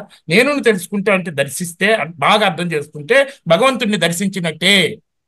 భగవంతుడిని తెలుసుకుంటే దర్శిస్తే నేను తెలుసుకున్నట్టే. ఎందుకంటే ఈ రెండు వేరు కాదు కాబట్టి. ఇక ఎటుపక్క నుంచి ఎటుపక్క వెళ్దామా ఇప్పుడు చెప్పండి. ముందు భగవంతుడిని తెలుసుకుందామా, నేను అనేదాన్ని తెలుసుకుందామా? నేను అనేదాన్ని తెలుసు. నేను అనేదాన్ని నుంచే ఇంకా భగవద్గీత అవసరం లేదు మనకి. భగవద్గీత పుస్తకాలు తీసుకొచ్చి ఇక్కడ పెట్టండి రా. అయితే నేనన్నాను కదండి. సో నేను మార్పు చెందేది ఏదైనా సత్యం కాదు. ఎందుకంటే మార్పు చెందేది ఏదైనా అలా మార్పు చెందుతుంది, పోతుంది. బుడగ తొందరగా మార్పు చెందుతుంది, తొందరగా పోతుంది. అంటే తొందరగా మార్పు చెందితే తొందరగా నాశనం అవుతాయి, నెమ్మదిగా మార్పు చెందితే నెమ్మదిగా నాశనం అవుతాయి, ఇంకా తక్కువగా మార్పు చెందుతుంటే ఇంకా ఎక్కువ రోజుల తర్వాత నాశనం అవుతాయి. ప్లాస్టిక్ లాగా అసలు మార్పే లేని వస్తువు నాశనం అవుద్దా? అసలు మార్పే లేని వస్తువు నాశనము కాదు. నాశనము కాని వస్తువుని క్షరము కాదు అంటారు. నాశనము కాదన్నా క్షరము కాదన్నా ఒకటే. క్షరము కాని దాన్ని ఇంకొక పేరేం పెట్టచ్చు? అక్షరము అని పెట్టచ్చు. అక్షరం క్షరము కానిది. మార్పు లేనిదన్నా, క్షరము కానిదన్నా, అక్షరము అన్నా, సత్యం అన్నా ఒకటే. కరెక్టేనా? Any doubt? ఓకేనా? అయితే ఇప్పుడు నేను కదా ఉండాలనుకుంటున్నాను, నాది కాదు కదా. అవునా? నేను ఉండాలని నువ్వు అనుకుంటున్నావో ఆ నేను మీ జీవితంలో ఎప్పుడన్నా మార్పు చెందిందా?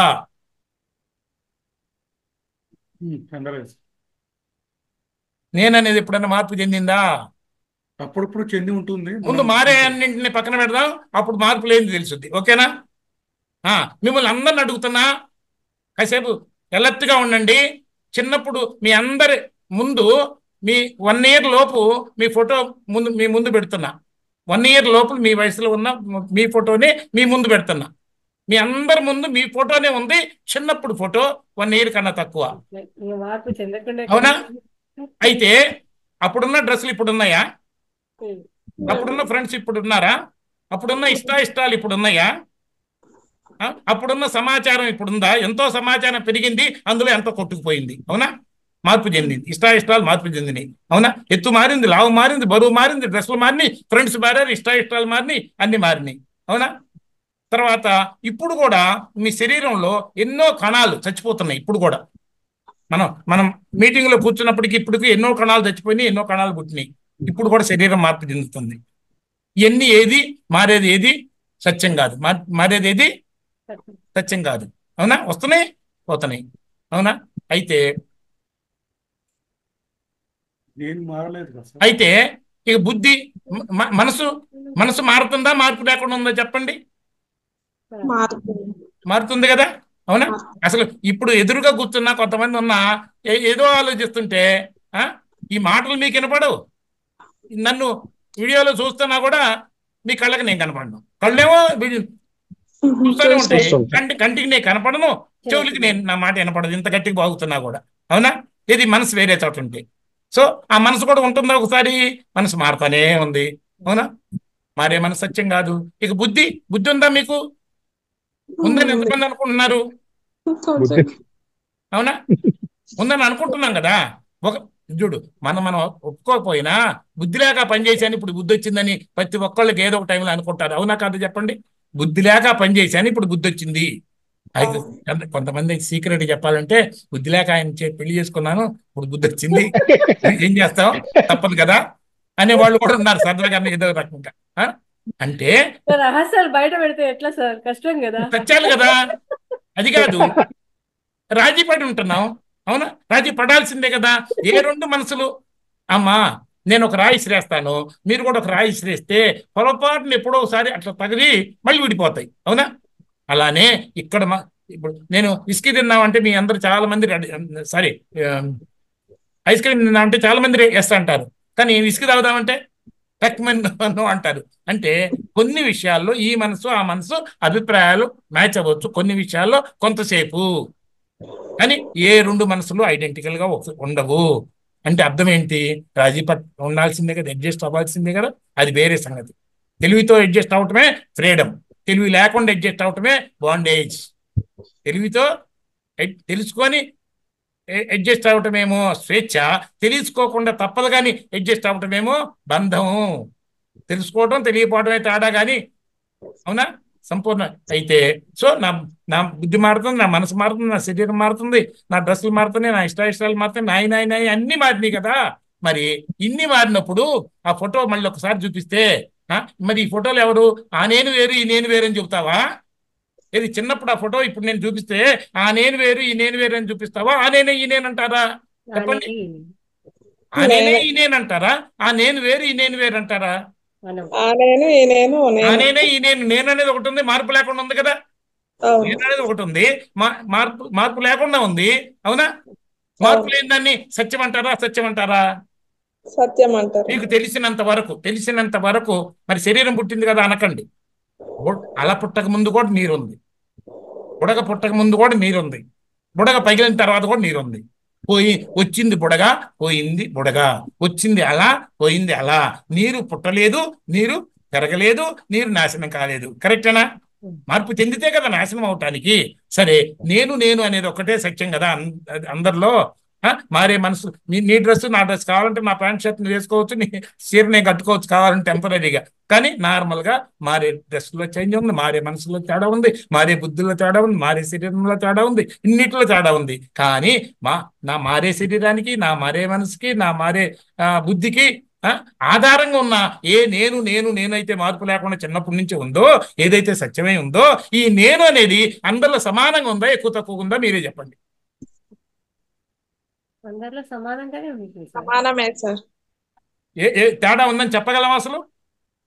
ఇప్పుడు 0 వాట్ బల్బ్ ఉంది, 100 వాట్ బల్బ్ ఉంది. ఇప్పుడు 100 వాట్ బల్బ్ ని 0 వాట్ ప్లగ్ లో పెడితే, 0 వాట్ 100 వాట్ లో పెడితే మళ్ళీ ఏది ఎట్లా వెళ్ళగాలి అట్లా వెలుగుతాయి కానీ, అవునా? అంటే లోపల కరెంట్ సేమ్, లోపల కరెంటు సేమ్. అంటే మీ మనసు నా మనసు మారుతున్నా, మార్పు లేని నేను అనేది అక్కడ ఎంత ఉందో ఇక్కడే అంతే ఉంది. సో నేను అనే మార్పు లేని సత్యం అందరిలో ఉంది, సమానంగా ఉంది, వ్యక్తం కాకుండా ఉంది. కరెంట్ లాగా పరిమితి లేకుండా కరెంట్ లాగా, వ్యక్తం కాకుండా ఏది కరెంట్ లాగా అందరిలో ఉంది, సమానంగా ఉంది, సత్యమై ఉన్నది. ఏది సత్యమో అది అక్షరం, నాశనం కానిది. నేను అనేది అక్షరం, నాది అనేది ఏది అక్షరం కాదు. నాది అనేది పుడతాయి పోతాయి. పుట్టడం అంటే జ అంటే పుట్టడం, గత్ అంటే పోవటం. జగత్ అంటే పుట్టిపోయేది, ప్రతి ఆలోచన కూడా పుట్టిపోయేదే. ఆఖరికి నిజంగా చెప్పండి, 24 గంటల్లో ఎంతసేపు నేను నేను మగాని మీకు గుర్తుంటాను చెప్పండి? పడుకునేంత వరకు. ఆహా, తినేటప్పుడు నేను తింటున్నాను అన్నావా?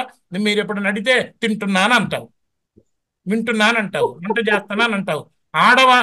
నేను వంట చేస్తున్నాను, నేను తింటున్నాను అని ఆడని ఏది సందర్భం వచ్చినప్పుడు, వేరే వాళ్ళు వచ్చినప్పుడు మీకు మగ అనే గుర్తొస్తుంది. కానీ నార్మల్గా 24 గంటలు నేను ఆడనేను అనే సంగతి ఎంతసేపు గుర్తుంటుందో చెప్పండి, రియల్గా చెప్పండి. మగనేను అనేది 24 గంటలు ఎంతసేపు గుర్తుంటుందో చెప్పండి.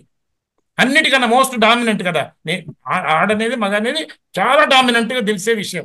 ఇది నీ మనసులో ఎంతసేపు ఉంటుంది? వచ్చిపోతుంది తప్ప ఉండలేదు. వచ్చిందంటే పుట్టింది పోయింది, జగత్తే. నేను ఆడనేది కూడా జగత్తే, నేను మగ అనేది కూడా జగత్తే. దీంతో కులం, మతం, ప్రాంతం అన్ని తెచ్చి వచ్చిపోయాయే కానీ ఏది ఉండేది కాదు. కానీ నేననేది అట్లా వచ్చింది కాదు, పోయింది కాదు కదా. వచ్చింది కాదు, పోయింది కాదు కదా. మార్పు లేకుండా అందరిలో ఉన్న సమానంగా నాశనం లేకుండా ఉన్నది కదా. మరి నేను అనేది సత్యము, నేనేది అక్షరము. నేను అక్షరమనే భావాన్ని, నేననేది నాశనం లేదు, అక్షరము సత్యమనే భావాన్ని మారే మనసులో, మారే బుద్ధిలో మాటికి గుర్తు చేసుకునే అభ్యాసమే అక్షరాభ్యాసము. అవునా కాదా చెప్పండి? ఈ అవమాన భారంతో ఎంతో మంది సూసైడ్ కూడా చేసుకుంటారు. స్టూడెంట్స్ 4 మార్కులు తక్కువైతే డిప్రెషన్లో సూసైడ్ చేసుకున్న వాళ్ళు కూడా ఉన్నారు. ఒకళ్ళు సూసైడ్ చేసుకోవడం అంటే పెద్ద విశేషం కాకపోయినా ఒక్కళ్ళు అంత లెవెల్కి బాధపడ్డారంటే తక్కువని కొన్ని లక్షల మంది నేను తక్కువ, నేను ఇంతే అనే వెలితి అనండి, ఇన్ఫీరియారిటీ అనండి, తక్కువ అనండి, ఆత్మన్యూనత అనండి, ఏ పేరుతో సర్వశక్తుల్ని పోగొట్టుకుంటున్నాం. ఎందుకంటే నేను తక్కువ, నేను ఇంతే అనేది ఏ ఒక్క మనసు కూడా అంగీకరించదు. నేను తక్కువ అనేది పరమ అసత్యం. నేను అనేది ఎప్పుడైతే మార్పు లేదో నేను తక్కువ అనే ఆలోచన పరమ అసత్యం. ఏ ఒక్క మనసు కూడా భరించలేని పరమ అసత్యం ఏంటంటే నేను తక్కువ అనే దాన్ని. రెండోది ఏంటి, నేను చచ్చిపోతాను అనే దాన్ని కూడా ఏ ఒక్క మనసు కూడా భరించలేదు. మరణాన్ని మనసు భరించలేదు, తక్కువ అనేదాన్ని మనసు భరించలేదు. కానీ నేను అనేది మార్పు లేనప్పుడు నేను తక్కువ అనేది పరమ అసత్యం. నేను ఏమైపోతాను అనే ప్రశ్న కూడా, దాన్ని అనుకున్న ఆందోళన కూడా పరమ అజ్ఞానం. ఎందుకంటే ఈ శరీరం గ్యారంటీగా పోయేదే. ఈ ప్రపంచంలో ఉన్న 800 కోట్ల మంది సహాయం చేసినా, అంతమంది డాక్టర్లు సహాయం చేసినా, సకల దేవతలు సహాయం చేసినా ఈ శరీరం గ్యారంటీగా పోయేదే, ఎవరు కాపాడలేరు. కానీ నేను అనే దాన్ని ఈ సృష్టిలో ఏ శక్తి కూడా ఒక్క మైక్రాన్ అంతా కూడా తగ్గించలేదు. సకల దేవతలు కలిసినా నేను అనేదాన్ని తగ్గించలేరు. అలాంటప్పుడు నేనేమైపోతాననే ప్రశ్న బుద్ధి లేని, అంటే నా శరీరం పోతే నేను పోతానని ఊహించుకొని, అంటే నా షర్ట్ చిరిగిపోతే నేను చిరిగిపోయినట్టు, నా షర్ట్ తగలబడితే నేను తగలబడ్డట్టు, నా కారు తగలబడిపోతే నేను తగలబడిపోయినట్టు, నేను లేకుండా పోయినట్టు. అంటే శరీరం అది ఎట్లయినా ప్రతిరోజు శరీరాన్ని వదిలేస్తున్నాం కదా. శరీరం ఎక్కడ ఉందో తెలియదు, మనసు ఎక్కడ ఉందో తెలియదు, బుద్ధి ఎక్కడ ఉందో తెలియదు. ఏ బాధ లేకుండా, భయం లేకుండా, వెలికి లేకుండా, అసూయ లేకుండా, ద్వేషం లేకుండా పరమ ఆనందాన్ని, పరమ సుఖాన్ని అనుభవిస్తున్నామే. దానికన్నా మించిన స్థితి అక్కడ స్టేజ్ మీద డాన్స్ వేసినా ఎంత ఎగిరెగిరి పడితే అంత నీరస పడిపోతారు. అవన్నీ టెంపరీ, జగత్తు వచ్చిపోయాయి. ఇంతకు నేను అనేది సత్యమా? నేననేది సత్యమా? నేను ఆడనేది సత్యమా? నేననేది సత్యం. నేననేది ఒకటే సత్యం. ఈ శరీరం ఆడ, ఈ శరీరం మగ, ఇది సత్యం. మళ్ళా సో ఈ మారుతాయి, అవి కూడా వచ్చిపోయాయి జగత్తులో. ఇది పార్ట్, అవునా? మరి ఈ నేను అనేదాన్ని ఎప్పుడన్నా నీ కళ్ళతో చూసావా? చెవులతో విన్నావా? వాసన చూసి తెలుసుకున్నావా? రుచి చూసి తెలుసుకున్నావా? అసలు పంచేంద్రియాల్లో ఏదైనా, ఇప్పుడు నేను ఇక్కడ కూర్చుంటే పైన ఫ్యాన్ సౌండ్ నాకు వినపడుతుంది, వద్దన్నా, అవునా? పక్కన వంటగదిలో ఎక్కడ ఏదైనా వండుతుంటే దాని వాసన వద్దన్నా మనం గ్రహిస్తాం, అవునా? మీరు సరిగా వింటున్నారా, ఎక్కడ బాగా వింటున్నారు అనేది కళ్ళతో చూస్తుంటే వద్దన్నా కొన్ని చూస్తాం, అవునా? ఇవన్నీ వద్దన్నా మనకు తెలుస్తూనే ఉన్నాయి. కానీ నేను అనే దాన్ని ఈ పంచేంద్రియాలు ఎప్పుడన్నా గుర్తించినయా? అసలు గుర్తించగలవా? నేను అంటున్నావు కదా, అవునా? దేన్ని చూసి నేనంటున్నా? దేన్ని చూసి నేనంటున్నా? దేన్ని చూసి? చిన్నప్పుడు ఇప్పుడు సేమే ఉన్నాం అనేసి. నీ ఎత్తు ఎంత అంటే అంతకుముందు ఎత్తు చూసుకుని ఉంటావే, అది గుర్తు తెచ్చుకొని చెబుతావు. అది కూడా బయట నుంచి తెచ్చుకున్నది, కరెక్టేనా? నీ లాభం ఎంత, బరువు ఎంత అంటే అది కూడా ఇంతకుముందు చూస్తే అది గుర్తుపెట్టుకొని చెప్పాల్సింది. నీలో పళ్ళు ఎన్ని ఉన్నాయంటే మీకు ఈ క్షణంలో మీ నోట్లో ఎన్ని పళ్ళు ఉన్నాయో మీకు తెలియదు. అంతకుముందు ఎప్పుడన్నా చూసి గుర్తించి చేసి లెక్క పెట్టుకొని గుర్తుపెట్టుకుంటే బయట నుంచి ఇన్ఫర్మేషన్ అది కూడా తెచ్చిపెట్టుకుంది. నీ ఆరోగ్యం ఎట్లా ఉందంటే అది కూడా తెచ్చిపెట్టుకున్నది. నీ ఆస్తి ఎట్లా ఉందంటే తెచ్చిపెట్టుకున్నది. ఇంట్లో పరిస్థితి ఎట్లా ఉందంటే తెచ్చిపెట్టుకున్నాయి. కానీ ఏ ఒక్కటి కూడా నీ లోపల నుంచి వచ్చినాయి కాదు. అవునా కాదా చెప్పండి, అవునా? కరెక్టేనా? బయట నుంచి అసలు మీ ముఖాన్ని మీ జీవితంలో ఒక్కసారి కూడా చూడలేదు, ప్రత్యక్షంగా చూడలేదు. కానీ ఇప్పుడు మనం భగవంతుడినే కాసేపు భగవంతుని అంటాను, ఏమనుకోకండి. సత్యమే భగవంతుడు కదా, అవునా? తృప్తి కోసం సత్యాన్ని అంటే భగవంతుడిని మనం అట్లా అలవాటు చేసుకున్నాం కదా. భగవంతుడి యొక్క ప్రత్యక్ష దర్శనం ఈరోజు మనకు జరగబోతుంది. ప్రత్యక్ష దర్శనం. కానీ ఇది అక్కడ పేరు అట్లా వాడితే కన్వీనియంట్గా ఉంటుంది అనే మాట వాడాను. కానీ సత్యాన్ని ప్రత్యేకంగా దర్శించబోతున్నాం అనేది కరెక్టు. కానీ భగవంతుడు అనేది మనం ఒక అనుకున్నాం కాబట్టి అంతవరకే. కానీ భగవంతుడు అనేది కూడా కరెక్ట్ కాదు. ఓకే, అయితే ప్రత్యక్ష దర్శనం చేసుకోబోతున్నాం కదా. ఎంతమంది ఉన్నారో తెలియదు. కానీ ప్రత్యక్ష దర్శనం అంటే ఏంటో చెప్తే నేను ప్రత్యక్ష దర్శనాన్ని కలిగిస్తాను. కళ్ళు మూసుకున్నా తెరిచినా కనిపించడం. కళ్ళు మూసుకున్నా కూడా తెలిసేటట్టు చేయాలా? Very good. కళ్ళు మూసినా తెరిచినా కనిపిస్తుంది అనమాట ప్రత్యక్ష దర్శనం అంటే. ఓకే. అనుకుంటున్నా. నేను గురించి సంపూర్ణంగా తెలుసుకోవడమే ప్రత్యక్ష దర్శనం. నేను గురించి దర్శనం అంటే తెలుసుకోవటం కదా. తెలుసుకోవడం. దర్శనం అంటే మామూలుగా అయితే చూడటం. అవునా? చూడటము. ఇక్కడ అదే దర్శనం ఎట్లా అయిందా అంటారు. ఎట్లా అంటారు? దర్శనం ఎట్లా అయిందా అంటారు. ఇది 10 సార్లు చూసినా ఎట్లా అయిందంటే బాగా అయింది, ఈసారి ఇంకా బాగా అయింది అంటారు. అవునా? మామూలు భాషలో. అవునా? సో దర్శనం అంటే అట్లా కదా. ప్రత్యక్ష దర్శనం అంటే ఏమిటి? మాస్టర్ తనను తాను స్వయంగా చూసుకోవడం. తనను తానంటే ఎవరు? నేను అంటున్నాం ఇందాక. నేను అంటున్నాం కదా. నేను కరెక్ట్. సో నేను అనేదాన్ని కళ్ళు చూడగలవా ఎప్పుడైనా? భౌతిక చర్మశిక్షలు చూసే కదా. అంత చెవులు వినగలవా? రుచి తెలుసుకోగలదా? వాసన చూడగలదా? చర్మం స్పర్శతో కనిపెట్టగలవా? పంచేంద్రియాలకి తెలియబడదు. పంచేంద్రియాలకి నేను అనేది ఎలాంటి పరిస్థితుల్లో తెలియబడదు. మీరు అంతర్నేత్రం అనే మన మనసులో సూక్ష్మశక్తితో మనల్ని మనము గుర్తించినప్పుడు, మన మనసుతో నేను గుర్తించుకున్నప్పుడు ప్రత్యక్ష దర్శనం ఉంటుంది. అదే దాన్ని గుర్తు చేస్తానా ఇప్పుడు. అందుకనే మీరు నార్మల్ గా మీ జీవితంలో ఇప్పుడు మీ షర్ట్ ఏ డిజైన్ ఉందన్నా కూడా మరి కాసేపు ఇమ్మీడియట్ గా చూసుకుంటే కానీ తెలియదు, అది కూడా గుర్తు చేసుకుంటే కానీ. అవునా? సో ఏది అడిగినా అంతకుముందు పంచేంద్రియాలతో తెచ్చి లోపల పెట్టుకున్న విషయాలని గుర్తు తెచ్చుకొని చెప్తున్నారు, కానీ ఏ ఒక్కటి కూడా లోపల నుంచి వచ్చింది చెప్పటం లేదు. కరెక్టేనా? సరే, ఎన్ని పక్కన పెట్టి మీరు తలుపు అవతలు ఉన్నారు, నేను తలుపు యువతలు ఉన్నాను. మీరు తలుపు కొట్టారు. ఎవరు అంటే నేనే అన్నారు. నేనే అన్నప్పుడు ఆ నేనే అని చెప్పడానికి మీరు షర్ట్ ఏది వేసుకున్నాను, ప్యాంట్ ఏది వేసుకున్నాను, చేతులు ఉన్నాయా, కాళ్ళు ఉన్నాయా, ఇవి ఉన్నాయా, అవి ఉన్నాయా వెరిఫై చేసి, లేకపోతే అంతకుముందు ఎక్కడో గమనించిన దాన్ని తీసుకొచ్చి చెబుతున్నారా? లోపల నుంచి డైరెక్ట్ గా తెలుస్తున్నదే చెబుతున్నారా? కళ్ళతో చూసిందా? అంతకుముందు కళ్ళతో చూసిందా నేననేది? చెవులతో విన్నదా నేననేది? రుచి చూసిందా? వాసన చూసిందా? పంచేంద్రియాలతో తెచ్చుకొని పెట్టుకుందా? పంచేంద్రియాలకు అతీతంగా, పంచేంద్రియాలకు ఆధారంగా 24 గంటలు నేను అనే స్పృహ మనకు ఆధారమై ఉన్నదో ఆ నేనే అంటారు. అవునా? సో అది ఎప్పుడు మార్పు చెందలేదు. అన్ని మార్పు చెందుతున్నాయి. సో ప్రత్యక్షంగా 24 గంటలు ఇంద్రియాలకు అతీతంగా, ఇంద్రియాలకు ఆధారంగా ఉండి, అందరిలో ఉండి సమానంగా ఉండే మార్పు లేని సత్యమై తెలియబడుతున్నది. ఇది ప్రత్యక్ష దర్శనం. 24 గంటలు మనకు అనుభవంలో ఉంది. కానీ ఇమ్మీడియట్ గా నేను ఆడ, నేను మగాని ఇరుక్కుపోతే, దాంతో కులము, మతం, ప్రాంతంలో ఇరుక్కుపోతే, వీటితోనే వ్యవహారాలు చేస్తూ ఉంటే అసలు నేను ఎక్కడ గుర్తిస్తున్నాం మనం? మార్పు లేని, పరిమితి లేని. అవునా? నాది అనేదానికి పరిమితి ఉంది, కానీ నేను అనేదానికి ఎక్కడ పరిమితి ఉంది? నాది తక్కువ అనుకుంటే భరించగలం, సహించగలం. నాది తక్కువ అనుకున్నవాడు భరించగలడు, సహించగలడు. నేను తక్కువ అనేదాన్ని భరించలేడు, సహించలేడు. ఎందుకంటే నేను అనేదానికి ఒక పరిమితి లేదు. నీ కళ్ళు ఎక్కడ ఉన్నాయని చెప్పగలం, దాని సైజ్ ఎంత చెప్పగలం. చెవి ఎక్కడ ఉందని చెప్పగలం, దాని సైజ్ ఎంత అని చెప్పగలం. ఇక అట్లా అన్ని పార్ట్ లేదని సరే. కానీ నేననేది ఈ శరీరంలో ఎక్కడుంది, దాని పరిమితి ఎంత అంటే చెప్పండి. అన్ని నేను ఎక్కడ సైజు లేదు, అంతటా వ్యాపించిందో లేదో తెలీదు.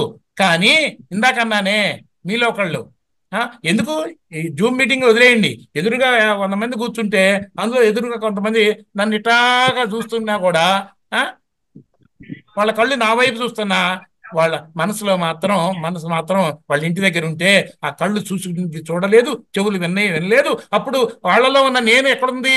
ఇంట్లో వాళ్ళ మనసు ఎక్కడుందో అక్కడ ఉంది. మరుక్షణంలో వాళ్ళ ఫ్రెండ్స్ ఎక్కడున్నో మానసిక సరోవరం ఎక్కడ వెళ్ళారంటే వాళ్ళు అక్కడ నుంచి ఏదో ఫోన్ చేసి చెప్తే అవి నేను అక్కడ ఉంటే బాగుండదు అంటే ఆ సీన్ గుర్తు తెచ్చుకుంటే అక్కడ అంటే మనసు ఎక్కడ ఉంటే నేను అనేది అక్కడ తెలుస్తుంది. మనసు ఎక్కడికన్నా వెళ్ళగలదు, కానీ నేను అనేది తోడు లేకుండా మనసు ఉండలేదు. అంటే ఇప్పుడు ఈ రూమ్లో లైట్లు ఆపేస్తే ఏమీ కనపడదు మనకి, అట్లాని ఏమీ లేదని చెప్తామా? తర్వాత చిన్న లైట్ తీసుకొచ్చి ఎక్కడ లైట్ వేస్తే పెన్సిల్ లైట్ లాగా ఎక్కడ లైట్ వేస్తే అక్కడ ఫ్లోర్ కనపడుతుంది, పక్కది కనపడదు. మళ్ళీ ఇటు పక్క లైట్ వేస్తే ఇక్కడ ఫ్లోర్ కనపడుద్ది. ఇప్పుడు మనం ఎక్కడ లైట్ వేస్తే, లైట్ అంటే మనసు అనుకోండి, అక్కడ ఫ్లోర్ కనపడుతుందే నేననేది. మరి ఈ లైట్ వేసిన దగ్గరే అంతసేపే ఆ నేల ఉన్నట్ట, అంతటా ఉన్నట్ట? అంతటా ఉన్నది కదా. అంటే చూసేది గమనించే శక్తి లేదు అక్కడ, గమనిస్తే అంతటా ఉంది. అవునా? కాబట్టి నే మనసు ఎక్కడుంటే నేను అక్కడ తెలియబడుతుందంటే, మనసు ఎక్కడికి వెళ్ళినా నేను తెలియబడుతుందంటే, నేను లేని చోటుకి మనసు వెళ్ళలేదు. మనసు లేనప్పుడు కూడా నేననేది ఉంది, మార్పు లేకుండా ఉంది, పరిమితి లేకుండా ఉంది. పరిమితి లేదు కాబట్టి మహదానందంగా ఉంటుంది. మార్పు లేదు కాబట్టి భయాలు లేకుండా ఉంటుంది. కంపారిజన్ లేదు కాబట్టి లోభత్వం కానీ అసూయ కానీ ఇవన్నీ లేకుండా ఉంటుంది. మరి కొంతమంది అడుగుతారు, శరీరం పోయిన తర్వాత నేను ఎక్కడ అవుతుందని. బుడగ పోయిన తర్వాత నీరు ఎక్కడుందని అడిగావా ఎప్పుడన్నా? అలబోయిన తర్వాత నీరేమైందని అడిగావా? బల్బు మాడిపోతే కరెంటు పోయినట్ట పిక్సర్నస్లాగా? అన్ని వ్యవహారాలు మారే మనసుల్లోనే, అన్ని లిమిటేషన్స్ మారే మనసుల్లోనే ఉన్నాయి. కాబట్టి ఆ మనసును మార్చుకోవడానికి మీరు ఆల్రెడీ ధ్యానంలో ఉన్నారు. నెమ్మదిగా మనహ అంటే మనసులో అనేక రకాల వాసనలు, ఆకారాలు ఏర్పరచుకున్నాం మన గురించే. కులాలు, మతాలు, ప్రాంతాలు, ఇష్టాలు అయిష్టాలు, సో మెనీ థింగ్స్ ఇరుక్కుపోయి బరువు మోస్తున్నాం మనం. దాన్ని పక్కన పెట్టడమే నమః అంటే అర్థం. అవునా? ఇప్పుడు చెప్పండి, నేను అనేది ప్రత్యక్షంగా తెలుస్తుందా? వేరే నేను అనే దాన్ని గుర్తించడానికి వేరే ఇన్స్ట్రుమెంట్స్ ఏమైనా కావాలా? నేను దానికి ఏమైనా పరిమితి ఉందా? పరిమితి లేకుండా నాలో ఉన్న నేను, నీలో ఉన్న నేను, రెండు సత్యాలై రెండు సమానంగా ఉన్నప్పుడు రెండు అనంతాలు ఉంటాయా? నాలో ఉన్న నేను పరిమితి లేదు, మీలో ఉన్న నేను అని పరిమితి లేదు. అవునా? ఇది అనంతమే, ఇది అనంతమే. ఇన్ని అనంతాలు ఉంటాయో ఒక అనంతం ఉంటుందా? మీరే చెప్పండి. ఒకటే కదా నేను. అందరిలో ఉన్న నేను అనేది మార్పు లేని సత్యము, పరిమితి లేని కాబట్టి అందరిలో ఉన్నది ఒకటే. ముందు సత్యమని గుర్తించటం అనేది, అందరిలో సమానంగా ఉన్నదని గుర్తించటం తేలిక. అంతా వ్యాపించి ఉందని గుర్తించడం కొంచెం మీ ధ్యాన సాధనలో ఉన్న వాళ్ళకి బాగా అనుభూతిలో వస్తుంది. ఇప్పుడు మీరు అడిగిన ప్రశ్నకు నేను సమాధానం చెప్పగలుగుతాను సార్. బ్రహ్మ అన్నారు కదా. ఇప్పుడు ప్రశ్న అడగలేదే. నేను చెప్తాను సార్. ఎప్పుడు అడిగారు అది. నేను ఇప్పుడు మీరు చెప్పిన దీంతో నాకు వచ్చిన తెలుసుకున్న చెప్పండి ఏదైనా. బ్రహ్మ అనేది నేను, అంతటా ఉన్న నేను అనేది పరబ్రహ్మ. అయితే చూడండి, జీవాత్మలు అనేకం. జీవాత్మ అంటే ఏం లేదు, ఈ శరీరాన్ని ఏది నడిపిస్తుందో అది జీవాత్మ. అంటే మనసు, బుద్ధి, చిత్తం, అహంకారం, ఇంటర్నల్ ఇన్స్ట్రుమెంట్స్ ఇవన్నీ.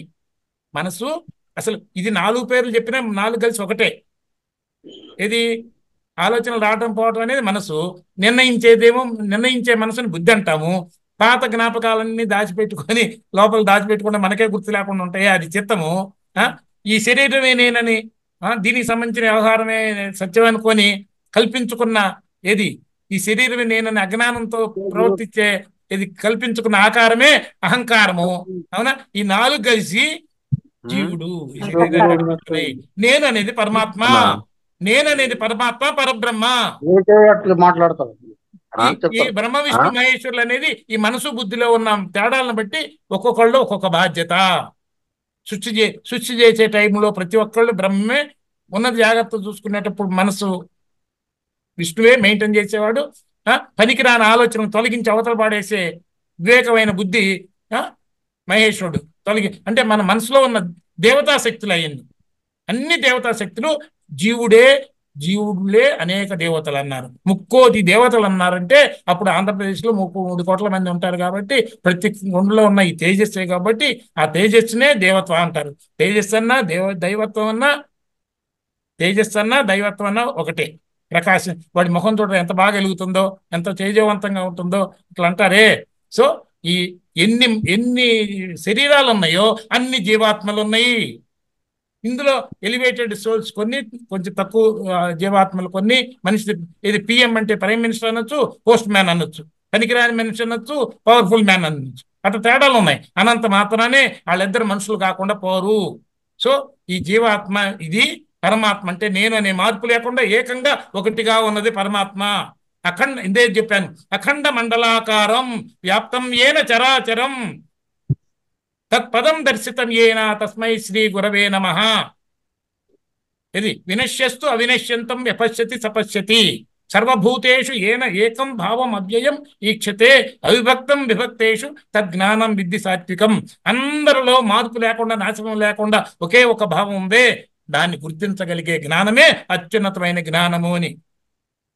అసలు భగవద్గీత ప్రకారం జ్ఞానాన్ని దేన్ని నిర్వచించారో తెలిసినా నేను నేను నేను అనే మార్పు లేకుండా ఆధారంగా అందరికి ఆధారంగా ఉన్న పరమాత్మకి నాది నావి అని మారే అన్నిటికీ తేడాని గుర్తించటమే. నాది నావి అని అన్ని మారే అన్నిటికీ మార్పు లేని నేను అనే పరమాత్మకి తేడాని గుర్తించటమే జ్ఞానము అని నా అభిప్రాయము అని భగవద్గీత 13వ అధ్యాయం 3వ శ్లోకంలో నిర్వచనం జరిగింది. అవునా? ఇప్పుడు చెప్పండి, మారే వాటిని పట్టుకుందామా, మార్పులు లేని దాన్ని పట్టుకుందామా? నేను సత్యము, నాకు పరిమితి లేదు అని పూర్తిగా గ్రహించిన మనసుకి బుద్ధికి ఇంకేమైనా పని ఉంటుందా? అసలు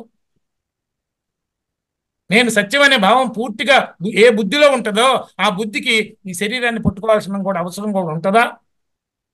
అది లేకనే ఈ శరీరమే నేను అనుకుని పార్షియల్ అజ్ఞానంతో ఉన్న ఈ బుద్ధికి ఏం చేయాలా?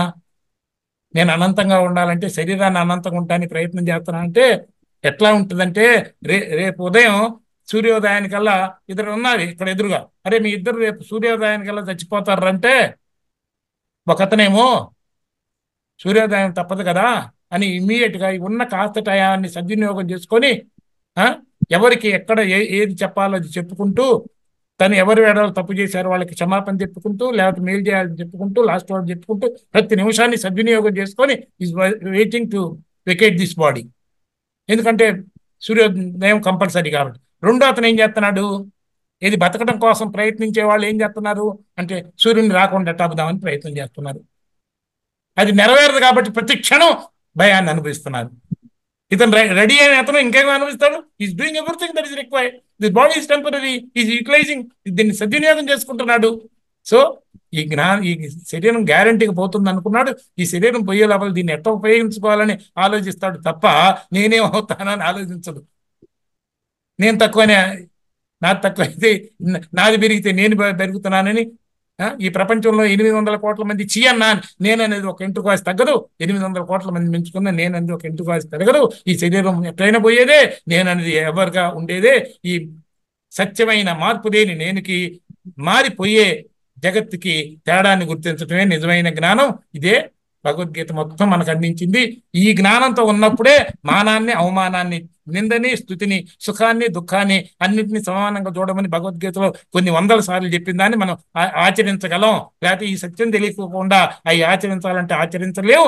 ఆచరించలేనప్పుడు భగవద్గీత చెప్పింది, భగవంతుడు చెప్పాడు, మనం ఆచరించలేకపోతున్నాం, ఇంకా బాధ ఎక్కువ అవుద్ది. ఇంకా బాధ ఎక్కువ అవుతుందంటే బిగినింగ్ లోనే ఏం చెప్పాడు? ఏది ఏమైనా నీకు బాధపడే హక్కు లేదు, భయపడే హక్కు లేదు అన్నాడు. అంటే ఇంకా పాపం చేస్తున్నావు. బాధపడటమే పాపం, భయపడటమే పాపం. బాధ భయం లేనివాడు ఇంకొకరికి బాధ కలిగించడు. బాధ భయం లేనివాడు, వెలితి లేనివాడు ఇంకొకరికి బాధ కలిగించే ప్రయత్నమే చేయడు. ప్రేమనే పంచుతూ ఉంటాడు ఎట్ ఎనీ కాస్ట్. సో అన్ని అనర్థాలకు మూలం అజ్ఞానంతో నా తక్కువైతే నేను తక్కువని తన్ను తాను హింసించుకోవటమే. నేనేమైపోతానని తన్ను తాను భయపెట్టుకోవటమే. ఈ భయం బాధతో నరకాన్ని అనుభవిస్తూ ఈ నరకాన్ని నుంచి బయటపడటానికి కూడా ఇంకా అజ్ఞానంతో నా ఆస్తి పెరిగితే నేను బతుకుతాను, నా వాళ్ళు ఇది చేతి బతుకుతాను, నలుగురు చంపితే వాళ్ళ ఆస్తి కూడా నాదైతే అప్పుడు బతుకుతానని అజ్ఞానంతో తను తాను హింసించుకున్న వాడే లోకంలో కూడా హింసను క్రియేట్ చేస్తున్నాడు తప్ప నేను సత్యాన్ని గుర్తించినాడు తను తాను ముందు హింసించుకోడు. బాధను తగిన రాని, భయాన్ని తగిన రాని, తృప్తితో ఉంటాడు. ఎప్పుడు తృప్తితో ఏది చేసినా ధర్మమే. నేను సత్యమనే దాన్ని గుర్తించడం జ్ఞానం అయితే, నేను సత్యమని గుర్తించిన బుద్ధితో తృప్తిగా ఉండటమే ధర్మము. తృప్తితో ఏది చేసినా ధర్మమే. ఇది అసలు ధర్మం. ఇది నేను సత్యమనే దాన్ని గుర్తించటం జ్ఞానం అయితే, అది గుర్తించిన బుద్ధితో తృప్తిగా ఉండి తృప్తితో ఏమి చేసినా ధర్మమే. తృప్తి కోసం ఏమి చేసినా అధర్మమే. ఇది ఐ థింక్ టైం కూడా అయిపోయిందేమో నాకు తెలియదు. మాస్టర్ నమస్తే, చెప్పండి మాస్టర్. ఈ శరీరము అజ్ఞానమా జ్ఞానమా మాస్టర్? దానికి జ్ఞానాలకి అజ్ఞానాలకి అతీతం. ఇంతెందుకు ఒక మాట చెప్తా. ఇది ఒక మాట చెప్తాయనండి. నార్మల్ గా కొన్ని జంతువులకి, కొన్ని పక్షులకి బెటర్, కొన్ని రకాల శరీరాలు ఉన్నా అన్ని రకాలుగా ఫ్లెక్సిబుల్ బాడీ ఉన్నది మనిషికే. నెంబర్ 1. తర్వాత ఏనుగు దగ్గర నుంచి, సింహాల దగ్గర నుంచి అన్ని తన కంట్రోల్లో తీసుకెళ్ళగలిగిన సహజమైన తెలివే కాకుండా తెలివే కాకుండా ఈ ఈ ఈ ప్రపంచంలో 800 కోట్ల మందిలో ఎవరు ఎప్పుడు ఎక్కడ ఏది కనిపెట్టినా దాన్ని వాడుకునే అవకాశాన్ని కూడా కలిగి ఉంది కూడా మానవుడే. ప్లస్ అదే కాదు, ఇప్పుడే కాదు, 2000 సంవత్సరాల క్రితం పుట్టి కొన్ని కనిపెట్టి మనం చేసి అతని తెలివి కూడా మనం వాడుకుంటున్నాం. అవునా?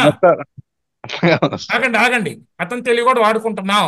కానీ ఒక ఊళ్ళో ఉన్న జంతువు కాకపోతే పక్క జంతువు ఫాలో అవుద్ది, కానీ పక్క ఊరు జంతువుకి తెలివితేటలు నేర్పించే అవకాశాలు లేవు. కానీ అంతటి పరిమితమైన జ్ఞానం ఉండి, పరిమితమైన శరీరం ఉండి, అలాంటి జంతువులు, ముఖ్యంగా మనిషికి దూరంగా ఉన్న జంతువులు మనకన్నా ఎక్కువ ఆరోగ్యంగా ఉంటున్నాయి. లక్షల కోట్ల మంది జనాల యొక్క తెలివితేటలను వాడుకుంటున్న మనిషి, తన సొంత తెలివితేటలు కాకుండా మనిషి ఏమో నరకాన్ని అనుభవిస్తున్నాడు ప్రతి నిమిషం కూడా. ఆ జంతువులు మనలాగా మోకాళ్ళ నొప్పులు తీసుకోవటం, పళ్ళు ఊడిపోవటం కూడా చాలా తక్కువ. వాటిలో ఎప్పుడన్నా అనారోగ్యం వచ్చిందంటే అది మనిషి యొక్క కలయిక వల్ల వచ్చిన జబ్బులే కానీ వాటికి. దీన్ని బట్టి వాటి శరీరంలో మన శరీరం కన్నా జ్ఞానం ఎక్కువ ఉంది. శరీరానికి సంబంధించింది కాదు, మనసే స్పాయిల్ చేస్తుంది. శరీరానికి ఇంతెందుకు, చెట్టు పెరగటం లేదా, దానికి జ్ఞానం లేదు. అది ప్రకృతిలో స్థూలము వచ్చేసి అజ్ఞానము, సూక్ష్మము వచ్చేసి జ్ఞానము. ఇన్ని పేర్లు ఎందుకంటే ఇప్పుడు ఇంత అజ్ఞానం నాది తక్కువ అయితే నేను తక్కువ. అజ్ఞానం ఎక్కడుంది? శరీరంలో ఉందా, మనసులో ఉందా? దేహాభిమానమే అజ్ఞానము. అవుతుంది.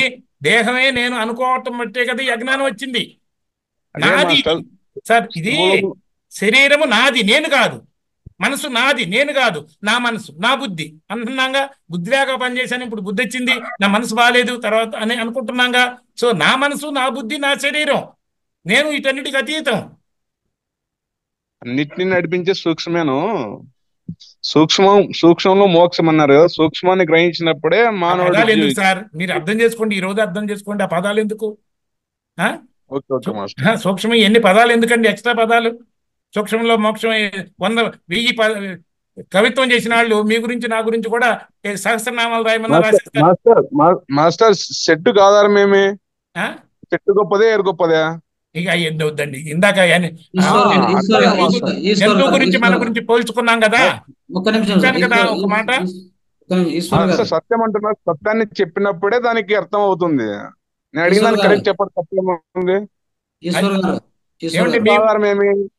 మనం జ్ఞానాన్ని పొందాల్సింది మన బుద్ధికి. ఈ జ్ఞానం అంతా మన బుద్ధి కోసం. బుద్ధిని మార్చుకోవాలి. బుద్ధితో మనసును కంట్రోల్ చేసుకుంటే ఆ మనసు మీకు పరమ బంధువు అవుతుంది. మనసును దాని ఇష్టం వచ్చినట్టు వదిలేస్తే మీ మనసే పరమ శత్రువు అవుతుంది. బుద్ధితో ఈ జ్ఞానం అంతా బుద్ధి కోసం. ఎందుకు? వివేకంతో కూడిన దృఢమైన బుద్ధితో ఉన్నప్పుడు నేను సత్యమని గుర్తించి తృప్తిగా ఉండేటట్టు, తృప్తితో పనిచేసేటట్టు చేయిస్తున్న మనసుని. వివేకం లేని బుద్ధి ఉన్నప్పుడు మనసు ఏం చెప్తే ఇదింటే తృప్తి, అదింటే తృప్తి, డ్రింక్ తాగితే తృప్తి, విస్కీ తాగితే తృప్తి, అది తాగితే తృప్తి, గొలుసులు మేడలు పెట్టుకుంటే తృప్తి అని ఏం చేస్తుంది? బుద్ధినే బానిసగా మార్చుకొని మన నరకాన్ని చూపిస్తుంది. సో ఇప్పుడు మనం వివేకంతో నేను సత్యం అనే భావాన్ని గుర్తించి తృప్తితో ఉండటమే ధర్మం అని తెలుసుకొని ఈ నేను అక్షరము, నేను సత్యము అనే భావాన్ని మారే మనసులో, మారే బుద్ధిలో మాటి మాటికి గుర్తించే అభ్యాసం చేసుకుంటమే అక్షరాభ్యాసము. ఓకేనా?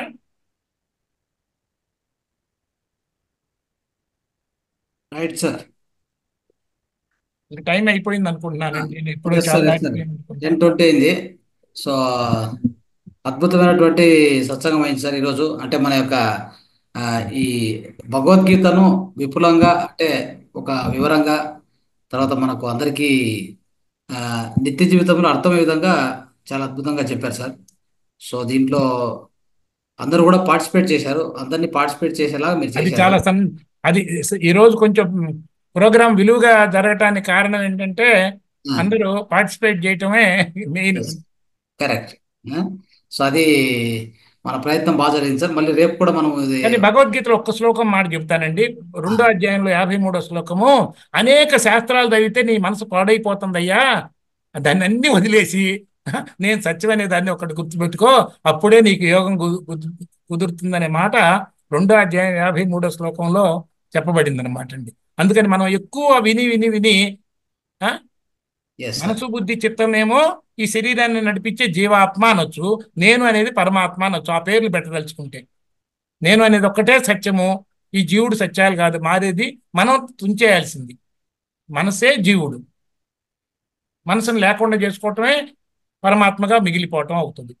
బుడగ లేకపోతే నీరే కదా ఉండేది, పరిమితి లేదు కదా, అట్లా అన్నమాట, ఇంకేం లేదు. అంటే ఒక్క మాట, ఎందుకంటే ఎక్కువ చదివి ఎక్కువ విని దాన్ని పట్టుకుంటే మనం ఇంకా మైండ్ డిస్టర్బ్ అవుతుంది. కానీ మీ తెలివితో, మీ అనుభవంతో మీకు ఏది సత్యమే అనిపించిందో మీరే చూడండి. నేను చెప్పింది ఏది కూడా కరెక్ట్ కాదు. ఏదైనా సందేహం వస్తే మళ్ళీ మాట్లాడుకుందాం. వీఆర్ ఆల్వేస్ దే, మనం షేర్ చేసుకుందాం బావా. Right sir. మళ్ళీ మనకు రేపు కూడా ఉంది కదా సార్ కార్యక్రమం, టుమారో కూడా ఉంది. మళ్ళీ రేపు కూడా మనం ఇంకా ఎక్కువగా మీ దగ్గర నుంచి జ్ఞానం తీసుకుంటాం సార్, తప్పకుండా. మంచిది. Thank you sir, thank you so much, ధన్యవాదాలు.